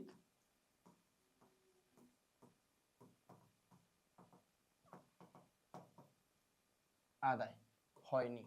তাহলে ব্যাংক কর্তৃক আদায় হয়নি, অথবা প্রাপ্য চেক ও প্রাপ্য বিল, এত কিছু লেখার দরকার নেই। আপনি যদি এত কিছু না লেখা আপনি যদি শুধু এটাও লেখেন যে দরকার নাই ভাই প্রাপ্য চেক ও প্রাপ্য বিল লিখছেন, হবে, এত কিছু দরকার নেই। প্রাপ্য চেক প্রাপ্য বিল কত? 38,000 প্লাস 32,000 কত হয়েছে? 70,000 টাকা প্লাস হয়ে যাবে 70,000 টাকা প্লাস, প্লাস মানে ক্রেডিট, বাড়াইছে, প্লাস মানে বাড়াইছে, অর্থাৎ প্রাপ্য চেক প্রাপ্য বিল ব্যাংক যদি আদায় করতো বা ব্যাংকে দিয়ে যদি আপনি আদায় করান তাহলে আমানতকারী হিসাব হ্রাস পাবে না, বৃদ্ধি পাবে। বৃদ্ধি পাইলে ব্যাংক উক্ত হিসাবকে ক্রেডিট করে, ক্রেডিট। তারপরে হিসাবে আসেন, তার বিষয়টি কি ছিল? যে ইস্যুকৃত চেকের যে বিষয়টা, যে চেক ইস্যু করতে বলা হয়েছে, চেক ইস্যু করতে কয় টাকা বলা হয়েছিল দেখে আসছি আমরা একটু। এই যে চেক ইস্যুকৃত চেক উপস্থাপিত হয় কত? 8,000, তার মানে 54,000 টাকা চেক ইস্যু করতে বলা হয়েছিল, ব্যাংক ইস্যু করেছে 46। কত টাকা ইস্যু করেছে? 46, তাহলে কত টাকা এখনো পরিশোধ করে নাই? ইস্যুকৃত মানে প্রদেয় হিসাব। কত টাকা এখনো প্রদেয় হিসাবকে ইস্যু করে নাই বা পরিশোধ করে নাই? 8000। যেটা করে নাই ওইটাই ভুল, ওইটারই কাজ করব। তাহলে 8000 টাকা পরিশোধ করে নাই, 8000 টাকা পরিশোধ করান। 8000 টাকা চেক পরিশোধ করে নাই, আপনি যদি ব্যাংকে দিয়া এখন ব্যাংকের ভুলটাকে সমাধান করান, বা ব্যাংক যদি নিজে নিজে তার ভুলটাকে সমাধান করে, তাহলে সে আরো 8000 টাকা প্রদেয় হিসাবকে পরিশোধ করবে। ব্যাংক যদি তার হিসাবকে 8000 টাকা পরিশোধ করে, তাহলে ব্যাংক হিসাব বাড়বে না কমবে? কমবে। প্রদেয় হিসাবকে যদি আমি টাকা পরিশোধ করি, তাহলে ব্যাংক হিসাব হ্রাস পাবে, কমে যাবে। তাহলে ব্যাংক হিসাব যদি মানে আমানতকারীর যে হিসাবটা ব্যাংকে রয়েছে সেটা হ্রাস পাবে। তো আমানতকারী হিসাব যদি বৃদ্ধি পায় তাহলে ব্যাংক ক্রেডিট করে, সেটা আমরা দেখলাম। এই যে ক্রেডিট, এটা হচ্ছে ক্রেডিট পাস, এটা ডেবিট পাস, এটা ক্রেডিট পাস। সহজ। আমানতকারী হিসাব যদি বেড়ে যায় তাহলে ব্যাংক উক্ত হিসাবকে ব্যাংকের ভুলের সময় সংশোধনের সময় ক্রেডিট করে, আর যদি কমে যায় তাহলে অফকোর্স ডেবিট করে। তাহলে এই যে 8000 টাকা যা পরিশোধ করা হয় নাই, পরিশোধ করবে ইস্যুকৃত চেক, কি লিখবেন?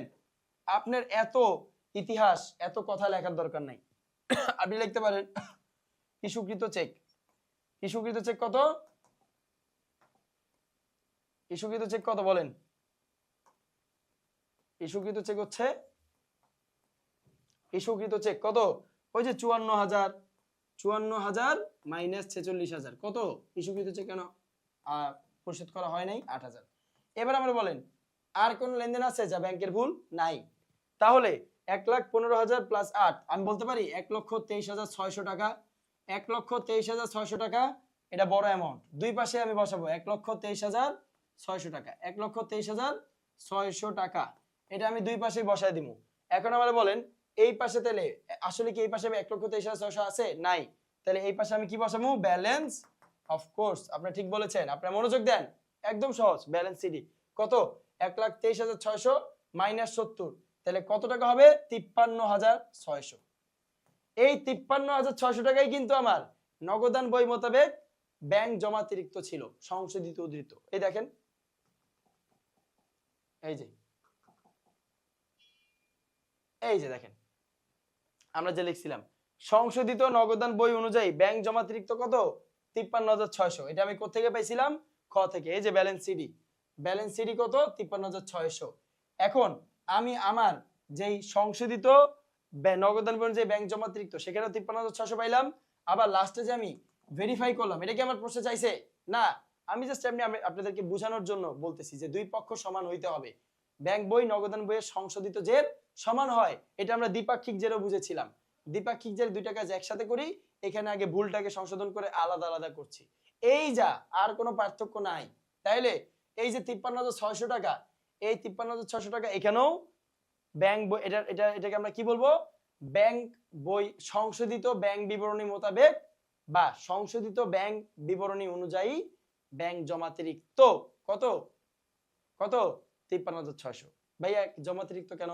কারণ ব্যালেন্স সিডিটা কোন পাশে আসছে? ক্রেডিট পাশে। অথবা আমরা শুরু করেছিলাম জমাতিরিক্ত নিয়েই, তাই তো জমাতিরিক্তই আসার কথা, সাধারণত এটাই হয়। তো এই হচ্ছে আজকের মানে নগদান বই মোতাবেক যে বা নগদান বই বা আমানতকারী বইতে যে সংশোধিত দিতে হয়, বা আমানতকারী বইতে যেভাবে মনে করো আমরা সংশোধন দিয়েছি, বা ব্যাংকের বইতে যেভাবে সংশোধন দিয়েছি, আশা করি তোমরা বুঝতে পেরেছো। এবং ইহাই হচ্ছে ব্যাংক সমন্বয় বিবরণীর সর্বশেষ ধাপ। ব্যাংক সমন্বয় বিবরণী এই পদ্ধতিতেই করতে হয়, এইভাবে। আশা করি এই যে দুইটা ম্যাথ আমি আপনাদেরকে করাইলাম, এই দুইটা ম্যাথ থেকেই আপনারা বাকি সকল ম্যাথ সলভ করতে পারবেন। Just you have to realise যে কার ভুল এবং কে কাজ করেছে কে কাজ করে নাই, কার ভুল, ভুলটা কিভাবে আসলো, কখন কাকে ফলো করতে হয়। ওই যে আমার 1 থেকে 6 নাম্বার ক্লাস পর্যন্ত কখন কাকে ভুল করতে এগুলো এক্সপ্লেন করা আছে, সেখানে আপনারা এই বিষয়গুলো দেখে থাকবেন। তাহলে আমি আশা করছি আপনারা সবগুলো বুঝতে পেরেছেন। যদি কেউ সম্পূর্ণ ক্লাসগুলো না করে থাকেন, 1 নাম্বার ক্লাস থেকে 6 নাম্বার ক্লাস পর্যন্ত করে এসে তারপর আজকে 7 নাম্বার বা সর্বশেষ যে ক্লাসটি আমি আজকে করছি সেই ক্লাসে আপনারা জয়েন হবেন এবং পুরো ক্লাসটা মনোযোগ দিয়ে করবেন। আশা করি আপনাদের এই ক্লাস করার পরে আমানতকারীর বইতে নগদান বইয়ের সঠিক যে নির্ণয় করা এবং ব্যাংকের বইতে ব্যাংকের সঠিক যে নির্ণয়, আমানতকারীর সঠিক যে নির্ণয় করা, এখানে কোনো ভুল হবে না। ব্যাংকের বইতে আমানতকারীর সঠিক জের, আবার আমানতকারী বইতে ব্যাংকের সঠিক জের, এই দুটো জেরই আপনারা সঠিকভাবে নির্ণয় করতে পারবেন। এটাই আমার বিশ্বাস, যদি আপনারা মনোযোগ দিয়ে ক্লাসগুলো করেন। তো আপনাদেরকে খুবই ধন্যবাদ অত্যন্ত মনোযোগ সহকারে ক্লাসটি করার জন্য। এবং আমার পরের যেই চ্যাপ্টার বা পরবর্তী যেই চ্যাপ্টারে আমি আপনাদের ক্লাস নিব সেটা হচ্ছে অষ্টম অধ্যায় ফার্স্ট পেপারের, অ্যাকাউন্টিং ফার্স্ট পেপারের অষ্টম অধ্যায়, নাম হচ্ছে যে দৃশ্যমান অদৃশ্যমান সম্পদের অবচয়। খুবই গুরুত্বপূর্ণ অধ্যায়। সেই অবচয় কি, অবলোপন কি, এই বিষয়গুলো নিয়ে, অবচয়, অবলোপন, শূন্যীকরণ, এই বিষয়গুলো নিয়ে আমি আমার পরবর্তী ক্লাসে আলোচনা করব। আশা করছি সেই অষ্টম চ্যাপ্টারের প্রথম যেই ক্লাসটি এবং পরবর্তীতে যেই ক্লাসটি সাবসিকুয়েন্টলি হতে থাকবে পরবর্তীতে, সেগুলোতে আপনারা মনোযোগ সহকারে জয়েন করবেন। ধন্যবাদ সবাইকে সাথে থাকার জন্য।